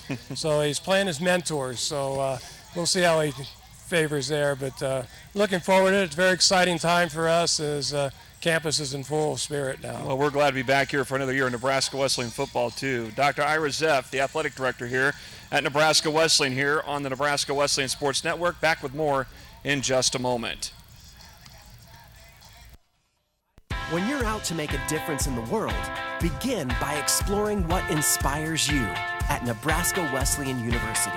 The bridge between you and meaningful, unforgettable experiences. Designed from personal attention to internships to translate into success in your career and life. A place of powerful learning designed to explore you, discover you, propel you. Nebraska Wesleyan University, NWU. You're watching Prairie Wolves football on LNK TV Sports and the Nebraska Wesleyan University Sports Network. And Herzog fakes the handoff, lost the football, fumble on the play, and Nebraska Wesleyan gets it back, and the defense comes through. And Curdy will send Hines in motion out of the slot. Now Curdy going to throw a ball tipped up in the air, and it's going to be picked up, popped around, and intercepted. Wow. That's the problem with height. Taylor, around right side. Stiff arm all the way up past the 45, still on his feet. They're going to mark him short of the 50-yard line. They were going to put him at Zaga under center. And a handoff given to the tailback that time. And an interception. Picked off at about the 40-yard line. On the return, far side, Ethan Egerton. The cornerback running rugby-style punt. The ball dropped, loose football. And Nebraska Wesleyan may have recovered it. They're still fighting. Herzog in the pocket. Pressure's on, eludes a tackle. Not for long. Tyler Sorensen is over there initially. Second and long. Lob in toward the end zone. Arlie Myers, did he catch it? Did he catch it? Touchdown, Nebraska Wesleyan. And there you have it. That's the first half. As Nebraska Wesleyan will begin the second half here, trailing 27-7 to Concordia of Minnesota. There you see the stats. First downs, Concordia with an advantage there. Rushing-wise, they've been running a roughshod all over the field today, 132-96. Passing-wise, 82-57. There you see the total yards, 214 versus 153. And the key stat, you see right below that, John, the turnovers. 4 turnovers committed by Nebraska Wesleyan, 1 by Concordia. Technically, and I'm going to get a little technical, if you call the botched punt here at halftime, you call that too. But Wesley, the key is when you get those turnovers, you got to capitalize. Yeah. And Concordia has done that. That most of their pass yards was on that big bomb after the Wesleyan turnover. But they have done it just enough to get up 27-7. But nobody wins the game at halftime, folks. Wesleyan has to make their adjustments. Their defense was playing well, Jeff, early on. Those turnovers by the offense really put them in harm's way. And Concordia is good enough a team to capitalize on those turnovers. So Wesleyan has to come out here. They realize now they can move the ball as they did at the end of the first half. They have to do more of that, get Shaka involved, and then have the opportunity for Curdy to make those passes that he can make. But he has to have a clear lane of sight because of his height. So Concordia returns to the field, and look for them not to let up. They're going to be just as intense as they were in the first half. Oh, no doubt. Nebraska Wesleyan, I think the spark for them will probably be what happened in the first half, that touchdown pass, and it was a great drive that was put together, and it gave Curdy a little bit of confidence too. Well, you got to. It's an old adage, and you hear it all the time. You have to take what the defense gives you. And so we saw at the latter part of that half that Curtis found himself open on those quick little out passes. So you take advantage of that. If the defense wants to pull off and give you that pass, take that pass. Take that 4 yards, 5 yards, whatever it might be. And then we found the resilient Shaka Taylor right up the middle, running as hard as we've ever seen him. Almost broke one right up the middle. So a tremendous job by him. So yeah, we've seen some signs. We've seen the light at the end of the tunnel. Now, can Wesleyan capitalize now on that energy that they had at the end of the first half? You've had some time to kind of rest a little bit, maybe get a few bumps and bruises checked out. And regroup. And yeah, exactly, regroup. Time to talk things over. What can you do better than you did in the first half? And the good thing is they're going to get the ball here in the beginning of the second half, and that's helpful because, again, they scored at the end of that first half, and it was very much needed. You don't want to get into this second half with no points on the board. Now get a good return and then get this offense going. And here we go. Koselecki with the opening kick of the half. And it's going to be returned out of the end zone. Running to the far side. And let's see who that was on the return. Derek Vanderlinden, sophomore from Elkhorn South. I believe that is a 19. Looks like a 19 it is.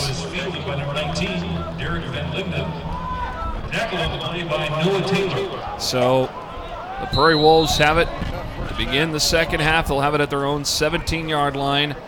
And there comes Curdy, and now with him will be Shaka Taylor. This Concordia team, no slouches. Coach Horan is 111 and 53 in 16 seasons, so they know how to win. And he's a graduate of Concordia too, as Taylor gets the handoff, and Taylor protecting that football, running in between the tackles, picks up about 6 on the play to the 23. And that's indicative of the fact him grabbing that ball with 2 hands as they come to the tackle. Somebody saying, listen, if we don't turn the ball over, we're very much in this ball game. So Shaka gets to the defenders, wraps 2 hands around that ball as he's taken to the turf. He had one of those turnovers in the first half.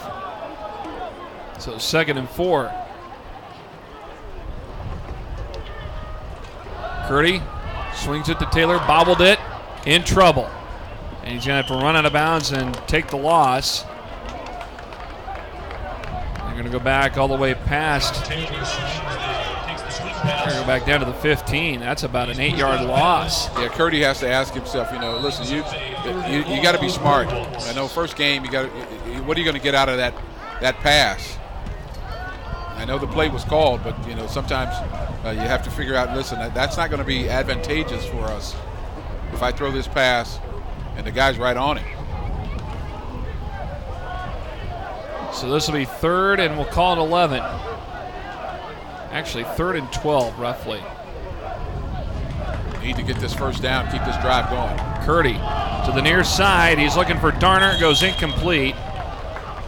And deep coverage that time. Ethan Egerton was the guy right on it. So Darner, the intended receiver, a 3 and out here for the Wolves. Yeah, and that's not the way you want to begin the second half. Find a way. And sustain the drive. Yeah, again, what we saw with that latter part, those little quick passes to Curtis, those were good passes. I mean, you take what the defense will give you. Now you're going to give the ball to Concordia on a short field, possibly. Here's Hines with that rugby punt. Take a bounce all the way down to the 40-yard line. That's where they're going to mark it. But do you start executing that type of offense where you go those quick short routes to the edges to move the ball downfield? We see that normally happen when there's less than 2 minutes left. Yeah. And you're in a critical situation. Is it something that you could try to do, maybe throw in on a couple of series here and there? Well, we saw, again, do you go to your 2-minute offense at the beginning of the second half? Probably not. But, again, what worked to get you the score? That's what I'm saying. Yeah, what worked. And so let's see what happens here as the Wesleyan defense has its first opportunity here. 4-3 setup. And through the middle, it is Michael Herzog, the quarterback, who stumbles ahead and gets the first down. A 12-yard gain to the Wesleyan 48.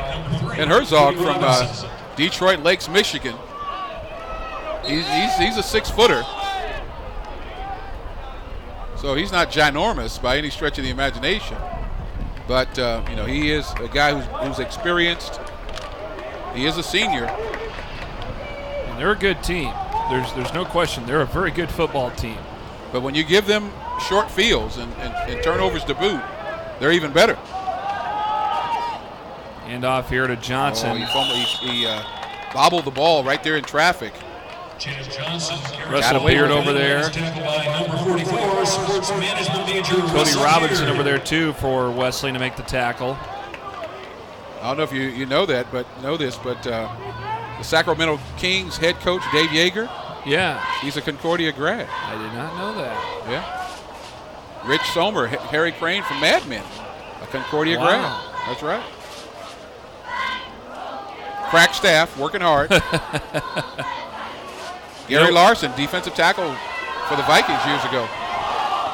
Catch made. Oh, and a reception, and this is going to be a foot race into the end zone. Touchdown, Concordia.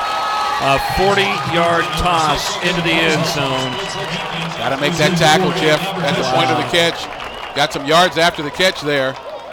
And the reception made that time by Kevin Marzolf, the wideout from Mankato, Minnesota. Yeah, just a quick out. Okay, he's right there. Yeah, 3 guys go right past him, and then nobody can get him as he cuts through the middle. 33-7 Cobbers, and they're going to go for the point after. Nothing fancy, just a quick hit there. Boom, right there. He overran it, the defensive back. And the point after. It is good. 34-7. 12-10 to go. Third quarter here at Able Stadium. And the Cobbers strike back here at Able Stadium. When you're out to make a difference in the world, begin by exploring what inspires you at Nebraska Wesleyan University. The bridge between you and meaningful, unforgettable experiences. Designed from personal attention to internships to translate into success in your career and life. A place of powerful learning designed to explore you, discover you, propel you. Nebraska Wesleyan University. NWU.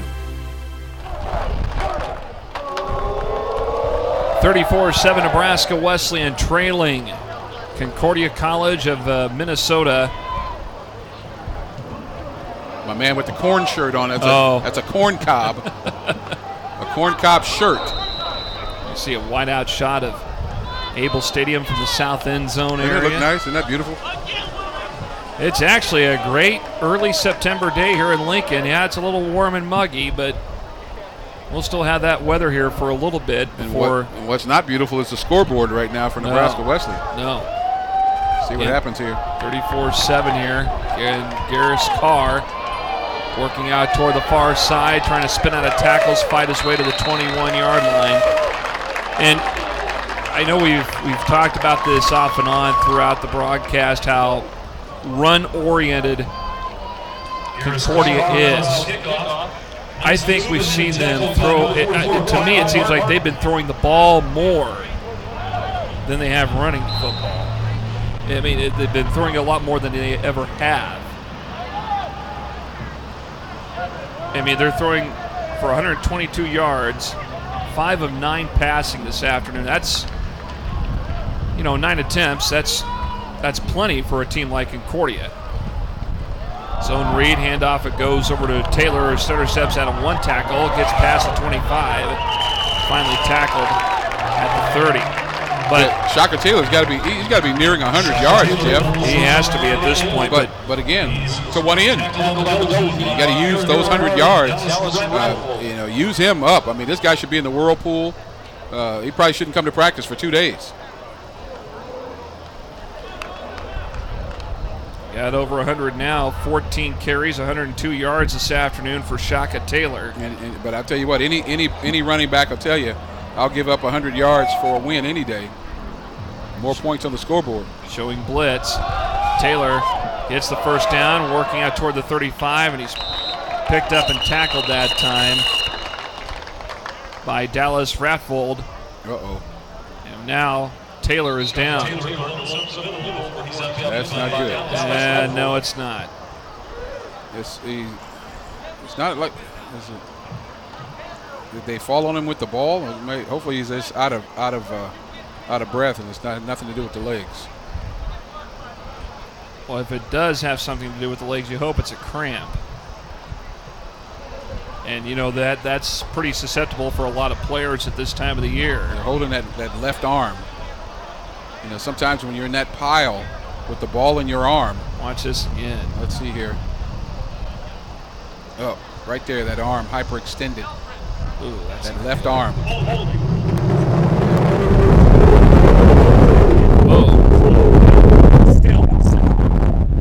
Yeah, that breeze coming in. Yeah, what's going on with that microphone? It's a holding penalty against Nebraska Wesleyan. Watch this left arm here. Right there. Oh, yep, I saw it. Yep, a little hyperextension there. That's not good. And you can see him reach his arm across his body. Ugh. Oh, my goodness. We don't need that. All right, so first game of the season. Taylor is going to come out and get checked out. And now you go to your backup, Garris Carr, the 6'2", 180-pound freshman from Kennard, Nebraska, out of Arlington High School. That doesn't look good, boy. I tell you, look at that. Immobilized.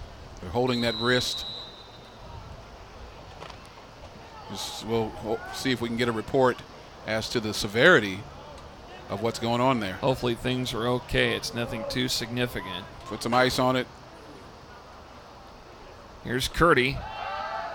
Short toss. And it went past Carr, the intended receiver. And it was caught. Picked up by Jackson Hines, the slot man. Well, maybe that's the way we do it. The ping pong reception. Let's take a look at this again. Here's the replay. Right there. Yeah, hit off of. When it hit off of Carr. And then right in the hands of Hines. But again, we mentioned this earlier. Two receivers that close to each other. Somebody's likely not in the right spot. And, they're going to take him to the locker room. Not good. First game of the season again. That's tough.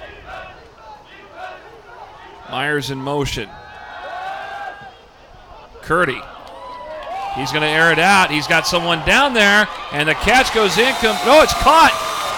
It's going to be caught by Pelkey.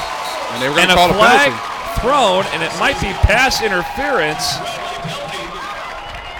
Trayson Ostwald was the guy that went down for Concordia, and he's hurt, but he was the guy that was covering Pelkey. And they were going to call a penalty on him, and he's down now. See what happens as he struggles to get up. Watch this again. Great job by Curdy, and he just unleashes it. See what happens here toward the end. Okay, got hands in there, and see what happens here. And he falls on his left shoulder. So, two players going down. Yeah, his left shoulder takes a knock. But what a big bomb there from Curdy. So first down as Curdy connects with Pelkey. And that's one thing that we see that is an advantage for Curdy that Ben Green didn't have so much. He's elusive. He can get out of trouble. But again, you have to be able to make good decisions once you get out of trouble. That time, his receiver won the day. And a big play for Wesleyan. Yeah, Tiemann in the backfield, the fullback. Landon Tiemann out of Norfolk, the senior. Love to see him use the tight end, Jeff, some way, somehow. Yeah, Caleb Conway is a guy that they have not utilized a lot today. As Curdy was going to air it out, got someone downfield. It's going to be Darner, goes incomplete. It was out in front of him by a few yards. Deep coverage that time.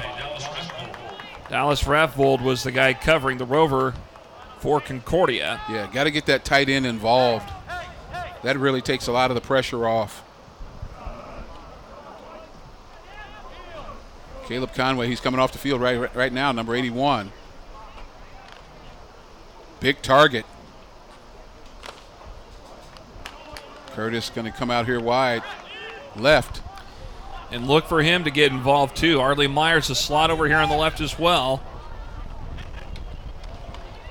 And off it goes. It's going to go to Carr. Carr is taken back for a loss of yards. In fact, stopped at the 35. Yeah, there's going to be a challenge there. Shaka Taylor running so hard, so well. Got over 100 yards, 102 to be exact. Well, he gets twisted up in the pile and hurts his wrist. If you can get it here on third down, if you fail to convert on fourth down, if you get it close enough, you could try to maybe settle for a field goal with Hines.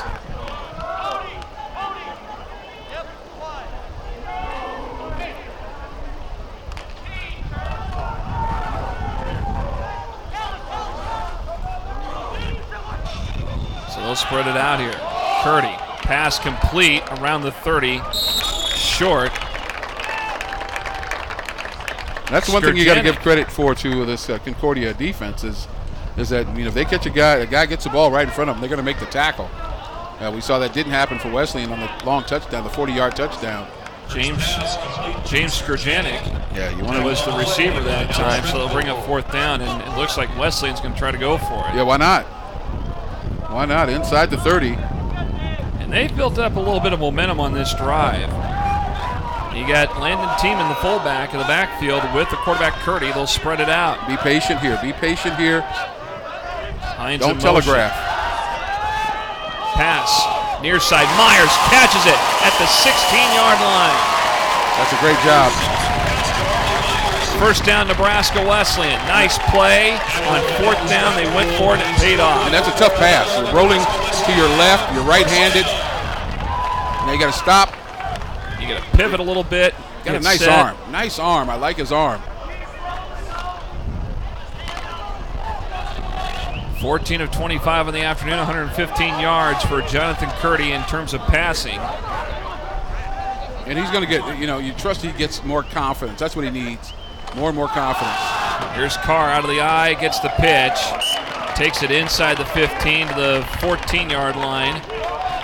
Got to pick up a 3 on the play. This will bring up 2nd and 7 for the Prairie Wolves. Now with Taylor going down, and you know this, and the old adage, next man up. Yeah. And that's what they're doing. Well, that's just the way it works. That's why you practice. You practice with the expectation that you're going to play, regardless of where you are in the depth chart. Pelkey, the split far side right out of the I formation. Conway, the tight end on the left side of the line. Handoff it goes. Carr spinning out of a tackle around left side. Gets ran over and he's taken down hard around the 10-yard line. And it's Mason Greff who comes over to make the stop. Yeah, he's not that over 200-pound running back, at 6'2", 180, and a freshman no less. But he's running hard, spins off, and just keeps moving, taken down there by number 38. Played his high school ball up in Arlington, southwest of Blair, northwest of Omaha. May not have expected to be in this position, but you can't worry about that now. You're on the field. Skurjanik is the split far side right. Here's Darner on the left. Curdy rolling left. Got some room. Going to cut back in. And he's going to take a dive inside the 10. Around the 9. Let's see, are they going to mark him out? At the 10. Let's see where they put the ball. It's 4th down. They're going to make it at the 9-yard line. And that's the one thing, again, I like about him. He has that Doug Flutie number 7. He's elusive. And I imagine if they think about it, maybe use his wheels as an offensive tool. They're going to go for it. Yeah, why not? They're close. They're about 4th and 2. This is at the 9. Without Shaka Taylor, the bruiser, in there, you can do a quick hitter at fullback, or you can do a nice little rollout into the flat. Play clock at 4. Turnaround pitch. Carr working the edge. Trying to get across. Did he dive for it? It's close. Oh, he got good yardage. He did get good yardage, but how close is it? Oh, it's gonna be so close, Jeff. Gonna get a left foot mark, a right foot mark. You got a right foot mark. Oh my goodness. It's close.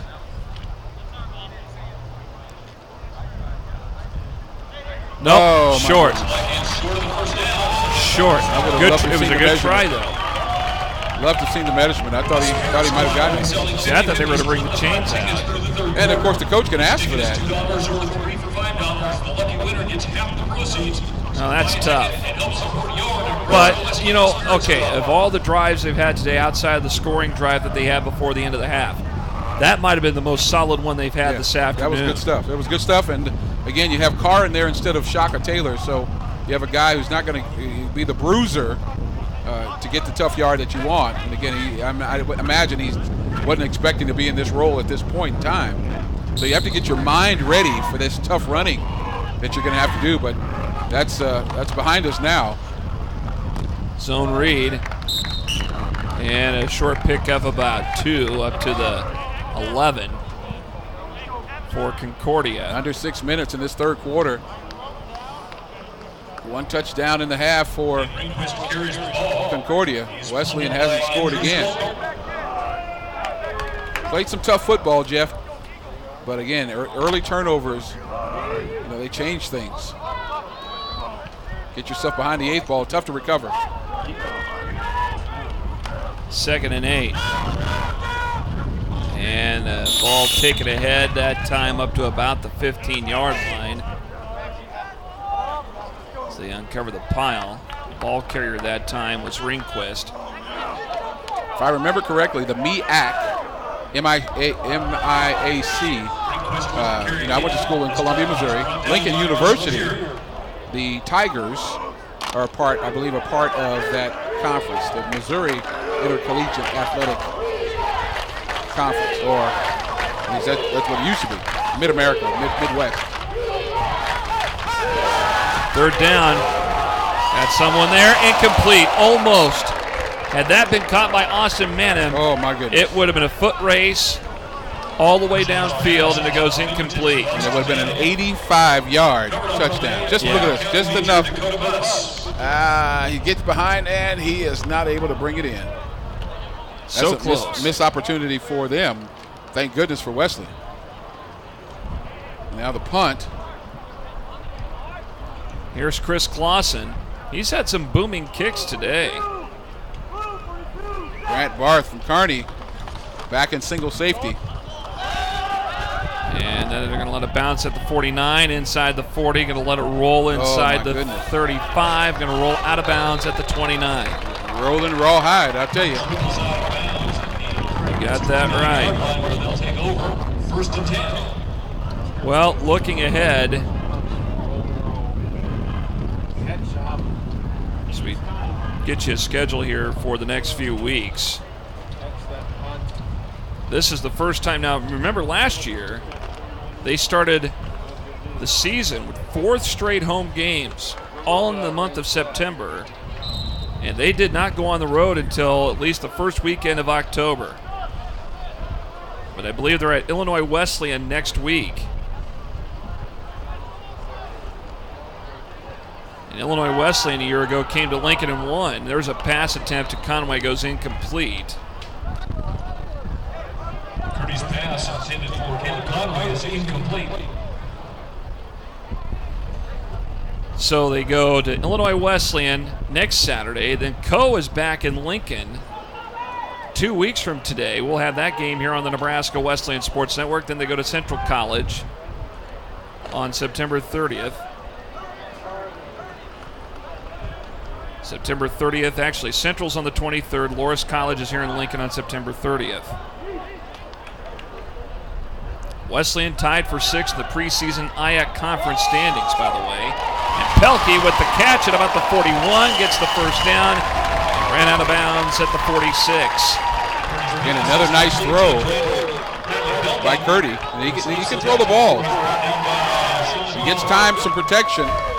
Let's say this. If you looked at Jonathan Curdy from the start of the ball game to now, the improvement and the comfort zone has increased so much. I like the resilience. And again, another double pump there. A lot of that seen today. I'd be very curious why so many double clutches there. Here's a carry, working in between the tackles. Good pickup that time. Big pickup that time for Wesleyan. Running back Sawyer Kane, who got the carry.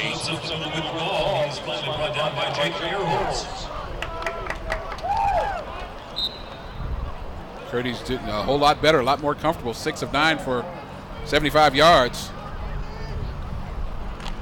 2nd and 1. Just in this quarter alone. Double wing setup in the backfield. Pass over the middle, incomplete. Yeah, a little bit too greedy there. Two guys on him right over the field there. Harley Myers was the intended receiver. Sam Michael was one of them for Concordia that was in on the coverage. Andrew Thompson, the other guy, the middle linebacker. Under 4 to go here, and a 34-7 advantage for Concordia if you're just joining us. Here on the Nebraska Wesleyan Sports Network, courtesy of LNK TV Sports. And a carry now.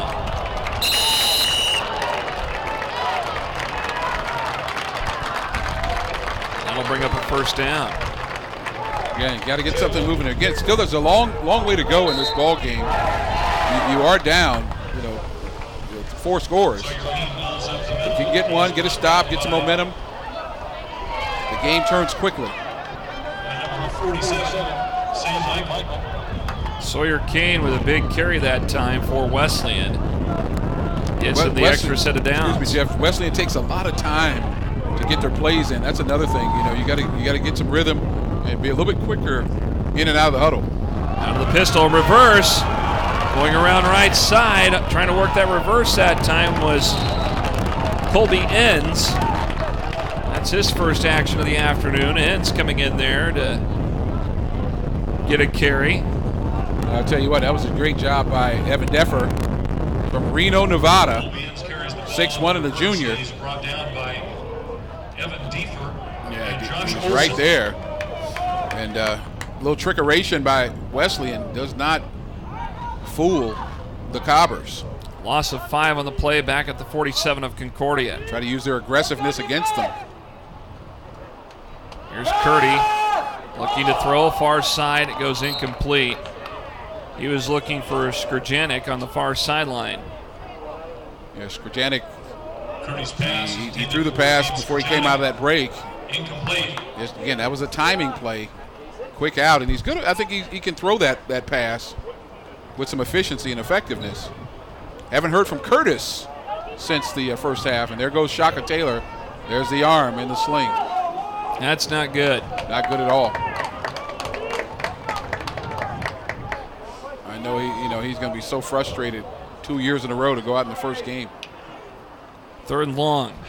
Nice snap. Boy, they Curdy. come. Curtis bumps off a tackle, and he takes it down inside the 40 to 39. Looked like he got a little bit of a pop in the helmet, Yeah, and he shook it off, and he kept going. Watch this again. Curtis' pass is complete to Derek Curtis, who bounces off a defender before being brought down by Dallas Raftful. Yeah, it took a licking and kept ticking. Got the shoulder there, didn't wrap up. And that's what happens. You're a defensive back, and you think you can do that body tackle. Doesn't work on a strong guy. Let's see if the Wesleyan can pull off this first down here on 4th and 7. Pass tipped up, and it's caught at the 30-yard line, and a first down for Nebraska Wesleyan. Reception made by Jackson Hines, a guy that's been here and there and everywhere on this football field, whether it be in a punting or kicking situation, a slot position, gets a catch. He's all over the place. Yeah, so we called Weedle Mr. Everything. Hines looked his bucket for that. But again, that's the challenge for Curdy at 5'9", a tip ball there. But they are able to get the completion. From the 29, 1st and 10. Kane in motion. Pass on the far side, complete. Looks like it was Pelkey who got it down to the 18-yard line. And a first down for Nebraska Wesleyan. And Wesleyan has to hurry this thing up because the Concordia defensive linemen are tapping out. I mean, they're tapping helmets saying, can we come out of the ball game? And if they could move this thing up, get this tempo going a little bit faster, they can wear this team down. I think in the 4th quarter, be able to capitalize. And how about this for an interesting stat? Curdy has thrown for what, over 104 yards in this quarter alone? In this quarter alone, yeah. He can throw the ball. Much improved. High snap to Curdy, dropping back. Far side in the corner in the end zone. Touchdown, Nebraska Wesleyan. Guess who? Jackson Hines. Mr. Everything today. And Curdy, let's see if we got a pet. We got laundry, Jeff. I think we're going to have holding. Let's find out. Holding at the flag is at the 25-yard line. And they're going to take points off the board. Possibly. We'll see. Let's find out from John Hodges. Hopefully not.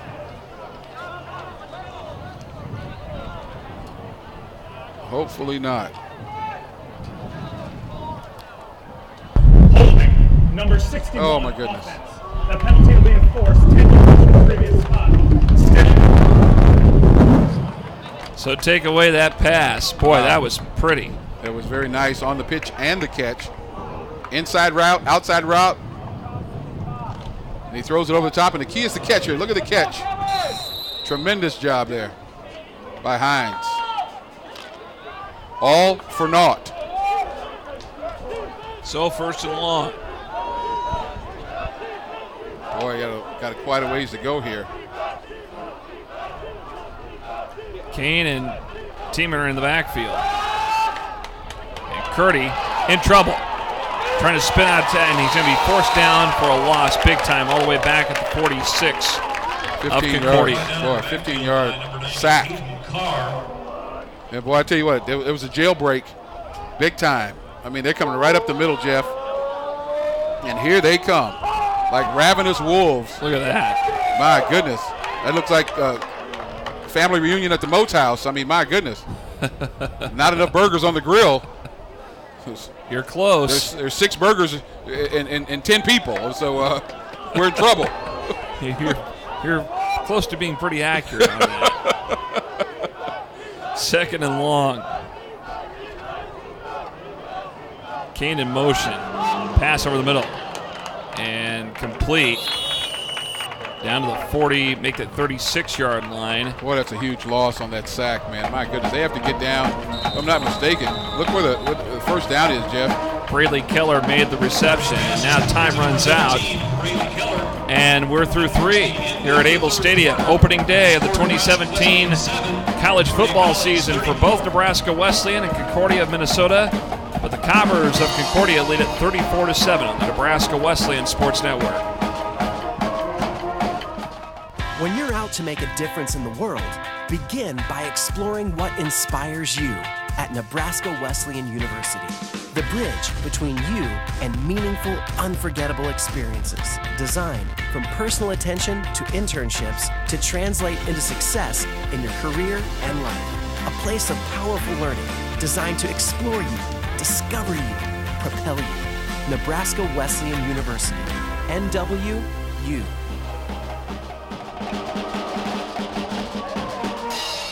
And there you see the Prairie Wolf, 34-7. So begin the 4th quarter. You think it'd be a little bit toasty inside that thing on a day like this? Just a smidge. Just a smidge. But I tell you what, when we get a little bit further in the season, it gets a little chilly. That'd be the best place to be. That's the best place to be, is right in that outfit. We're up here in the booth. Yeah, well, that's where we're going to be.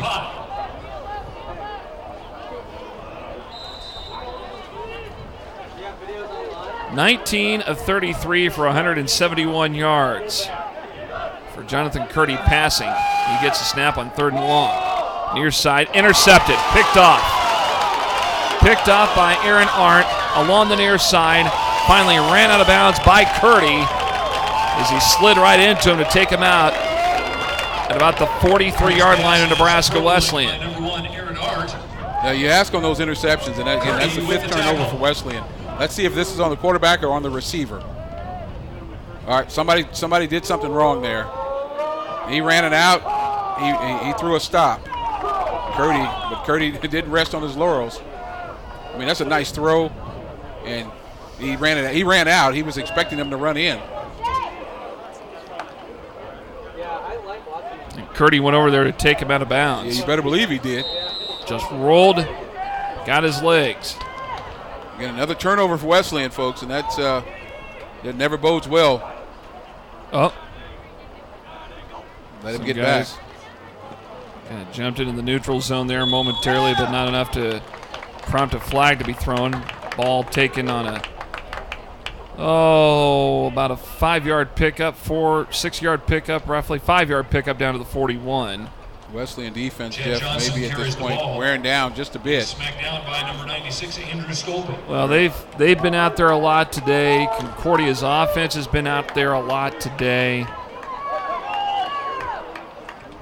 But on that last drive that Wesleyan had, I mean, Concordia's defense was being gassed a little bit. Pass goes incomplete, slightly underthrown to the far side of the field. Nick Wilson was the intended target that time for. Blake Cragness's pass is intended for Nick as Cragness comes in, and he'll be in there getting some snaps today. He is a sophomore from Dilworth, Minnesota, 6'4", 230 pounds. Look at him, tall guy. Playing receiver a couple of times here today. Cragness.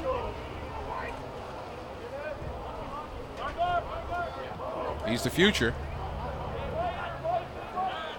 Just over 14 minutes to go. Sophomore. Here's a pitch to Johnson around right side. Leapfrogs. Gets the first down. And Van Loo rescued the Wesleyan defense that time and stopped Johnson at the 25. Who's that with a hitch in their giddy up there? Was that Bus struggling to get back into the secondary? And that's a guy that we have not mentioned a lot of today, is Dakota Bus.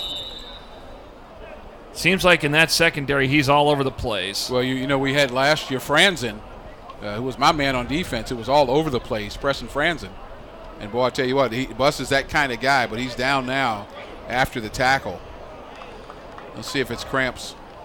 Let's hope it is. Injury timeout. We'll come back to Able Stadium with more in just a moment.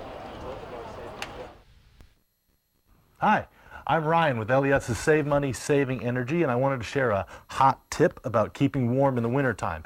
Instead of turning up your thermostat, turn on a portable space heater. After all, why heat your whole house when you only want the room you're in to be warm and toasty? Oh, that's too toasty. Don't touch that, Gracie. For more energy-saving tips like this, visit us at les.com or do a search for LES Video Vault on YouTube. We'll see you next time. Have that.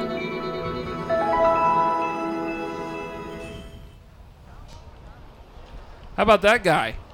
He might have the best spot in the whole place. In the shade right next to the scoreboard over there. Look at that.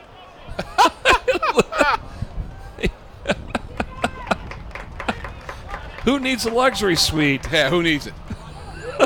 Who needs it? I'm going to bring my lawn chair. And just chill. And sit on the berm in the shade. Why not?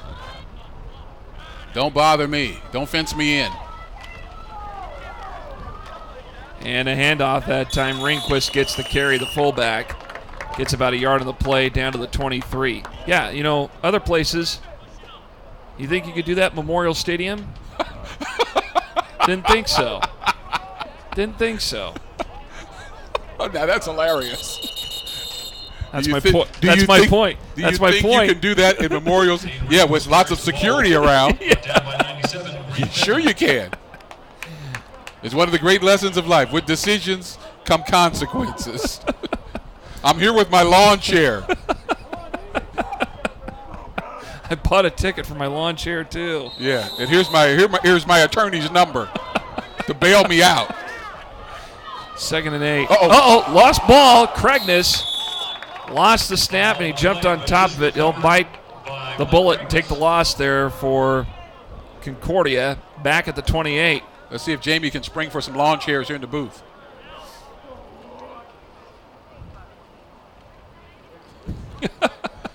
We need some of those deals like they have in the movie theaters now, those reclining deals. Yeah. Oh, man, that's hilarious. I'm telling you, if you put a recliner up here in the booth right now, I'd be out like a light. I'm going to get on the Husker Facebook page and say, what would happen to me if I brought a lawn chair and tried to go in Memorial Stadium? Oh, my goodness. Are you serious? That's the most absurd thing I've heard in 2017. That's unbelievable. That's my whole point. Cragness in trouble, scrambling around, eluding tackles. Not for long. Guess who? Tyler Sorensen. There you go. Again, that's the persistence that the defense has shown. They've shown it all day. Of course, again, the turnovers have given Concordia the short field. And, of course, a good team is going to capitalize. But let's give credit to this defense. They played hard all day long. A couple of breakdowns, particularly on that long touchdown pass after one of the first turnovers where the receiver was running wide open. Austin Maynham on that 56-yarder. He was running wide open through the secondary. Short punt here for Clausen. That goes off the side of his foot, and that's going to go out of bounds around the 20-yard line. Wow, that was 20-yard line. Yeah, was that about a 15-yard punt? He's still walking. 25-yard punt. Yeah, look at that. Well, the gentleman on the berm up there might start a trend, and when people see him on the air here, they might say, if he can do it, I can do it too. If we can have one of our guys up above here.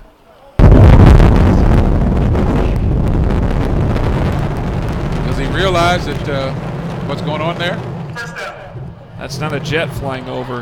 Yeah, my goodness. If we at some point we get our cameras If you would please to take out those split the pot tickets again. upstairs to kind of focus in on the tree that's over by the scoreboard to the right of the man sitting in the lawn chair. You got a lot of folks that got their chairs out. They're sitting on blankets underneath the tree in the shade. That's 636. Made in the shade, huh? And we'll try to get that shot for you here, but And find Kristen and Terry to collect your share of the split the pot. fourth down. But that guy, there you go. There's some people there. What's with the tailgating right there? I mean, they're underneath. Well, they're right behind the south end zone, underneath the tree there. I heard of under the boardwalk, but I don't know about under the oak tree. If you go on the other side of the scoreboard, there's more people there too. Oh my goodness. Well, I mean, there's a lot of great spots to watch the ball game. Yeah. Here. And we got construction down here on the north end.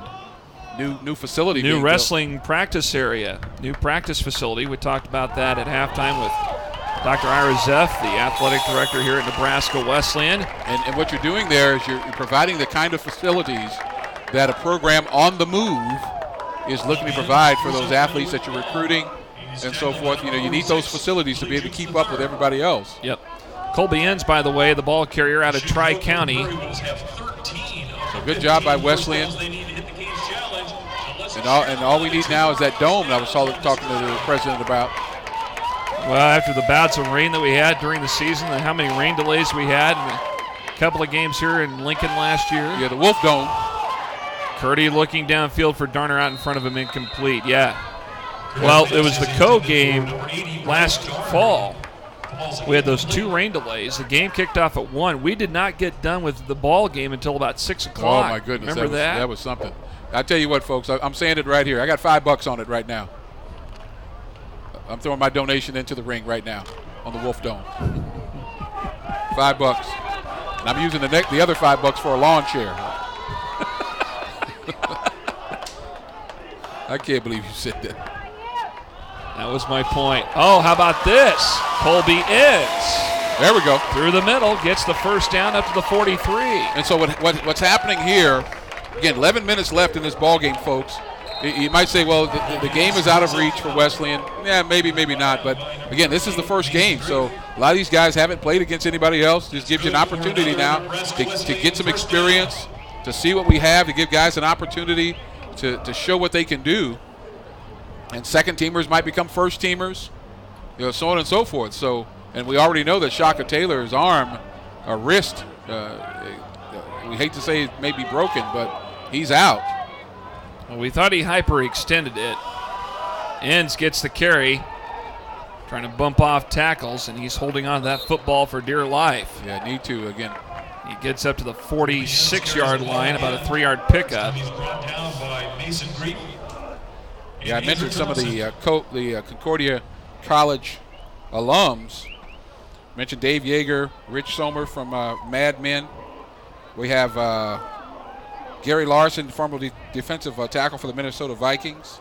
Clint Hill is the agent credited with saving Jacqueline Kennedy's life during the Kennedy assassination. Wow. Clint Hill, Secret Service. Nice snap, handoff Enns. Working out toward the edge. Tripped up short of the 50 at the 49. Adolph Murray, the first biologist to study wolves in their natural habitat. How about that, huh? Leon Johnson, president of Montana State. Koya Knutson, she's a former U.S. Congresswoman. And we'll get a lot of folks here. Crack staff going to work big time today. Sidney Rand, U.S. ambassador to Norway and the president of St. Orloff College. All Concordia College alums. Pump fake from Curdy. Got Darner at the 36. Got the first down. Going to be brought down around the 30-yard line in Concordia territory. Yeah, another double pump there by Curdy. Darner finally came open across the middle, and he threw a dart. And again, we've seen some signs here from this young man. If he has a nice, clean passing lane, he can get the ball where it needs to be. But again, if he's behind the offensive line and then behind the defensive line, might have some difficulty. Look at that. Bam. Boy, he's got a nice arm, and threw it right to Darner as he came across the middle. Looking for more of the same. Now, he was 19 to 33 for 171, so he's nearing 200 yards passing, obviously. Here's Curdy, and goes incomplete. You got to make that catch. Got to help him out. Skrjanek was the intended receiver. Got to help him out on that catch. Let's see if indeed it was as catchable as we think it was. Yeah, it was. Right there, Jeff. Right in his hands. You got to catch that ball. Help your quarterback out. Well, right there. Right there. Awfully close.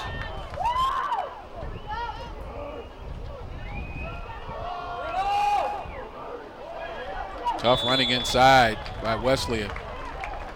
Latter part of this ball game, under 9 minutes remaining.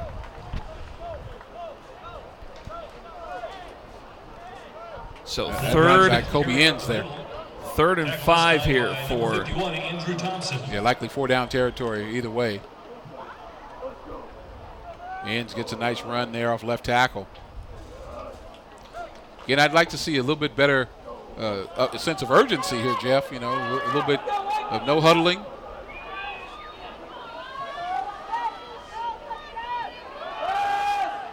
Curdy over the middle. Skrjanek caught the ball in traffic and took it down inside the 10 to the 9.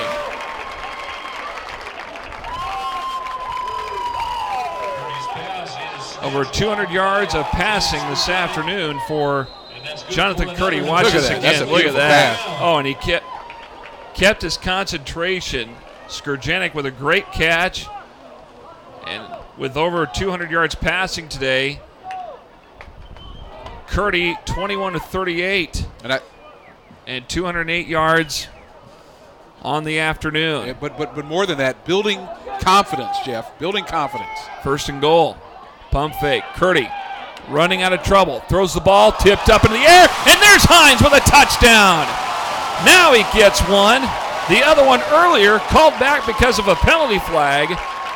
But this one tipped up, and Hines was in the right place at the right time. That's awesome. He saw him, and then as he was ready to throw, he got tipped in the air. But the momentum of the ball was right into the end zone, and Hines gets his touchdown. And he's going to attempt the extra point. 34-13 Prairie Wolves, the point after coming up from Hines. So a 9-yard toss. And it goes through the uprights, and it is good. Can he snap it and hold it too? That's a good question. I like Bugs Bunny. Yeah. 7:25 to go. The Prairie Wolves score for the second time this afternoon. They trail 34-14. Oh, hi there. Sorry, couldn't see you at first. I'm Ryan with LES's Save Money, Saving Energy, and it's first filter Friday, so I'm just checking my furnace filter here. Looks like it's about time for a clean one, which I just happen to have right here. You know, a small investment today can really reduce your heating costs and improve your efficiency. You can really see the savings. Eh? For more tips like this, visit us at les.com or do a search for LES Video Vault on YouTube. We will see you next time.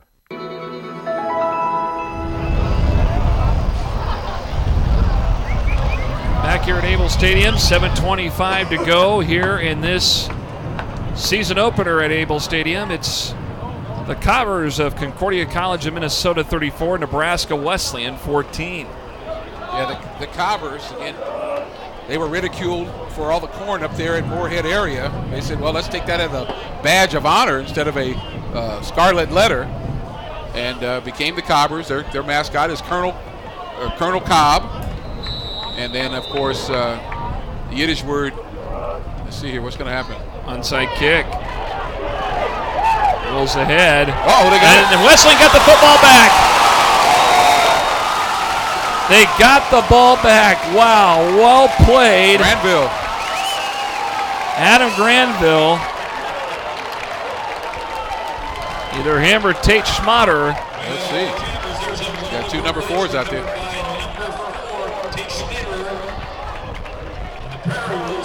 Yeah, it was Schmatter who got it. Schmatter was the guy that recovered the ball. Wow, look at that from Wesleyan. And the Prairie Wolves have it at the Concordia 44-yard line, so they'll set up. Curtis is a split far side left. Arlie Myers with him on the right. Skurjanek over here and Hines over here on the right. Let's see here. Want to be careful here. Watch the end rush here. Jokes. Curdy. Pass. Complete to Arlie Myers around the 30-yard line. Let's see where they spot the ball. They're going to put it at the 31. He wasn't even looking. He caught the ball in the back shoulder. Myers, as soon as he turned around, the ball was on him, and he makes a great catch. Again, concentration. They're going to a hurry-up offense. Curdy, drop back pass, got Curtis around the 25, forced down to about the 24. And we figured they'd try to go to this type of offense here at some point. Yeah, why not? I've been waiting for it all second half. Pickup of about 7 on the play, it looks like, down to the 24. Now, be careful here. And off it goes. This one is Tiemann, and somebody's helmet came flying off for Nebraska Wesleyan, if I'm not mistaken. 66. Actually, 56. Jacob LaMarche. LaMarche? Oh, 56, yeah. He injured last year, so he's going to have to step out of play. LaMarche, one of the veterans on this ball club. 1st and 10 from the 20-yard line of Concordia. Here is Curdy. Oh, got a holding. Flag thrown. This will come back. Goes out of bounds on the pass attempt, incomplete. Was that on the guy that took the place of LaMarche? No, it was 75. Graham. That was David Graham. Oh my goodness. He was doing the 2-step waltz with the cobber.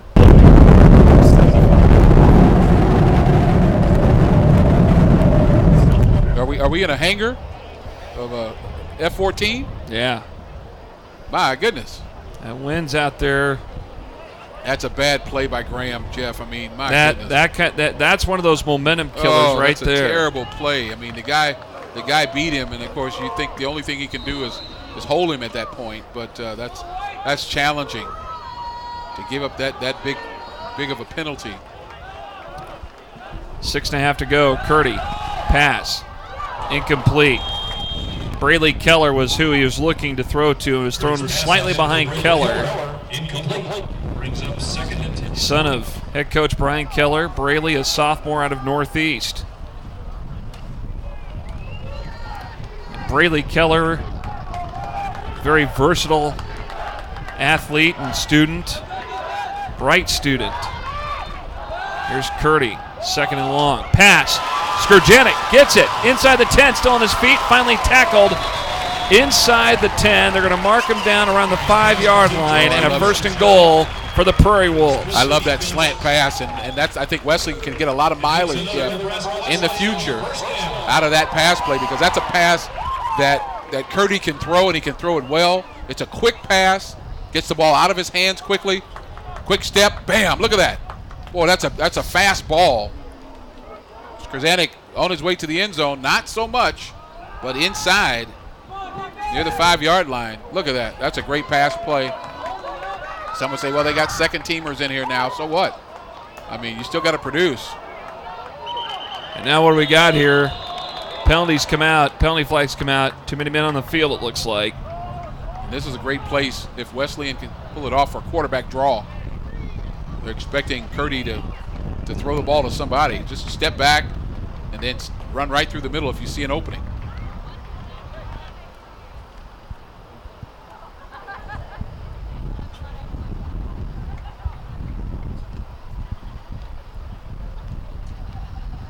Substitution. Offense. 5-yard penalty enforced from the previous time. So an illegal substitution against Nebraska Wesleyan. That's going to come back. 2 penalties now. To the 10. Wow. Now, you hope that doesn't sour things anymore, and they can finish this drive strong. Of course, you want to get in the end zone, but that's gonna change the play call, obviously. But that may not be such a bad thing. You get a little bit more room to work with toward the end zone. So you get 10 yards, and then, of course, the yards in the end zone. Curdy being pressured, in trouble. Throw over here to the near side of the end zone. And it goes. Is it caught? No. Is it intercepted? No. I think it's intercepted. Goodness. And I was hoping he would throw the ball away if he didn't have anybody open. Jake Erholtz comes up with a football. Just throw the ball away. Watch this again. Well, he had Sawyer Kane that was open on the far side. No, right he's not there. in bounds. He's not in bounds. His feet weren't in the ground. Well, and as you know, at this level of football, no replay. There's no replay. Oh, his feet were not even on the ground. If you guys in the truck, play that again if you can. Let's watch it from this angle. Okay, did he get a foot down? Let's see. He did. Right on that line. Boy, right inside the end zone. And around the edge, Chad Johnson dancing along the far side. He goes out of bounds. I don't know if it's enough for a first down. Looks like it is. It is a first down. Wow. Ran out at the 31. Boy, that's tough. That's what a tough play that is. But again, you got to learn. You look at the tape. You go, listen. You don't have it. Throw the ball away. You can't be Brett Favre. I mean, the gunslinger. Right. Okay. Well, and again, it's the first game of the year. It's learning. Yeah, big time. They're learning. So, boy, that's tough. That's unbelievable. That is tough. 1st and 10. Here's a pitch to Johnson around left side. Finally tripped up. Short of the 40 at the 39-yard line. It is interesting that Concordia decides, we're going to keep our first team offense. See who they're going to bring in now. Now they're going to take the first team guys out, bring in some subs. And when you think that Johnson's still in this ball game at this point in time, he must have been close to 100 yards. I don't have his number to see. He had 62 at halftime.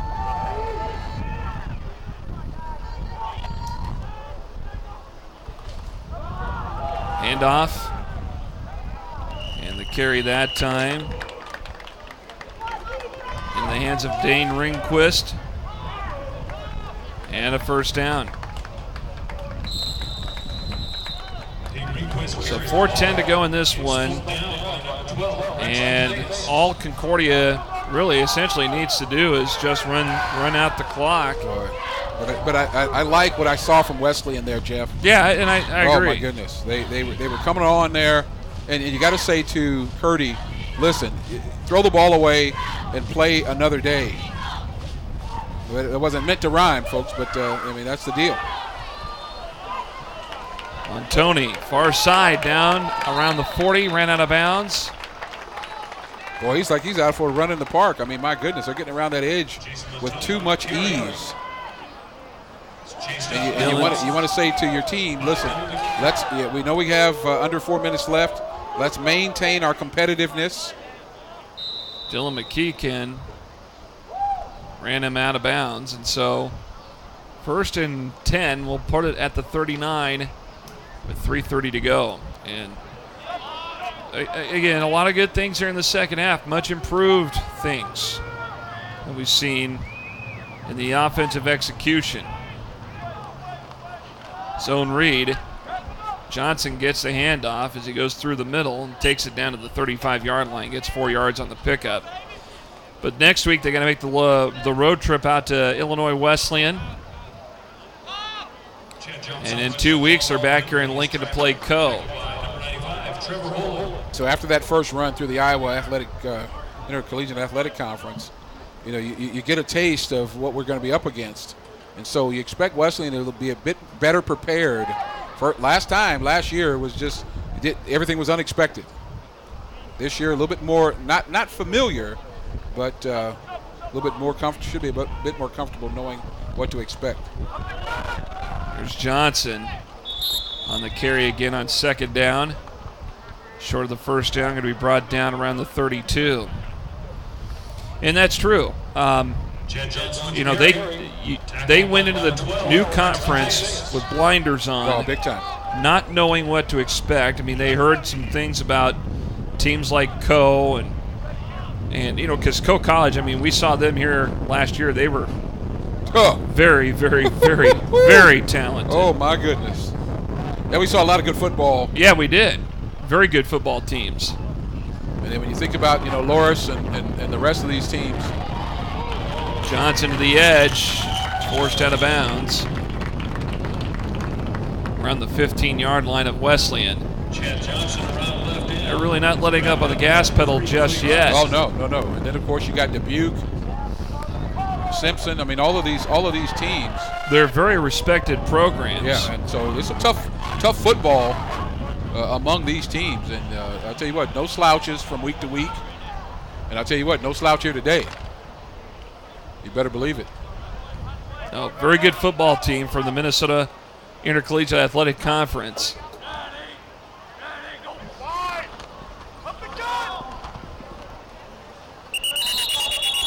And forward progress can be limited. That time as Ringquist takes it to about the 13-yard line. And thinking about this the other day, if the Iowa Conference expanded, the logical thing would be to bring in teams from like Midland, Doane, and Concordia. I mean, in an ideal world, that way you get that old Nebraska-Iowa Athletic Conference field back, the old NIAC. But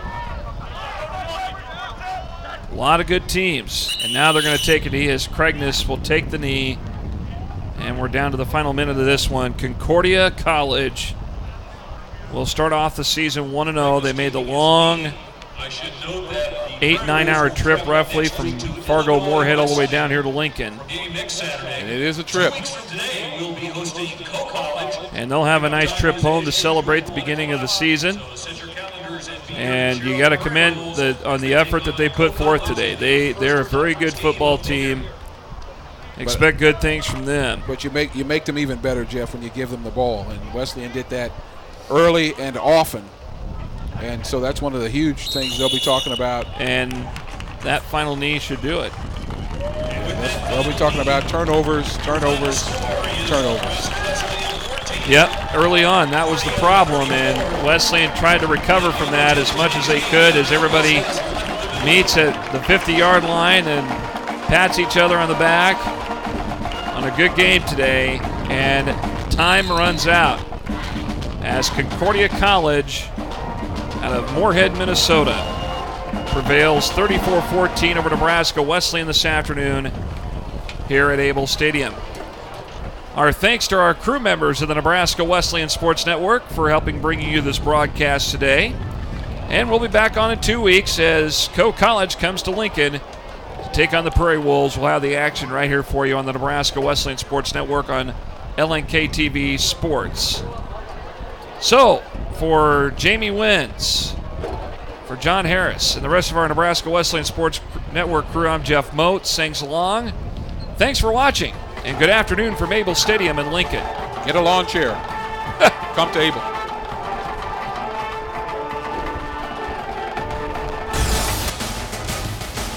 Today's Nebraska Wesleyan University Sports Network broadcast was made possible by Lincoln Electric System.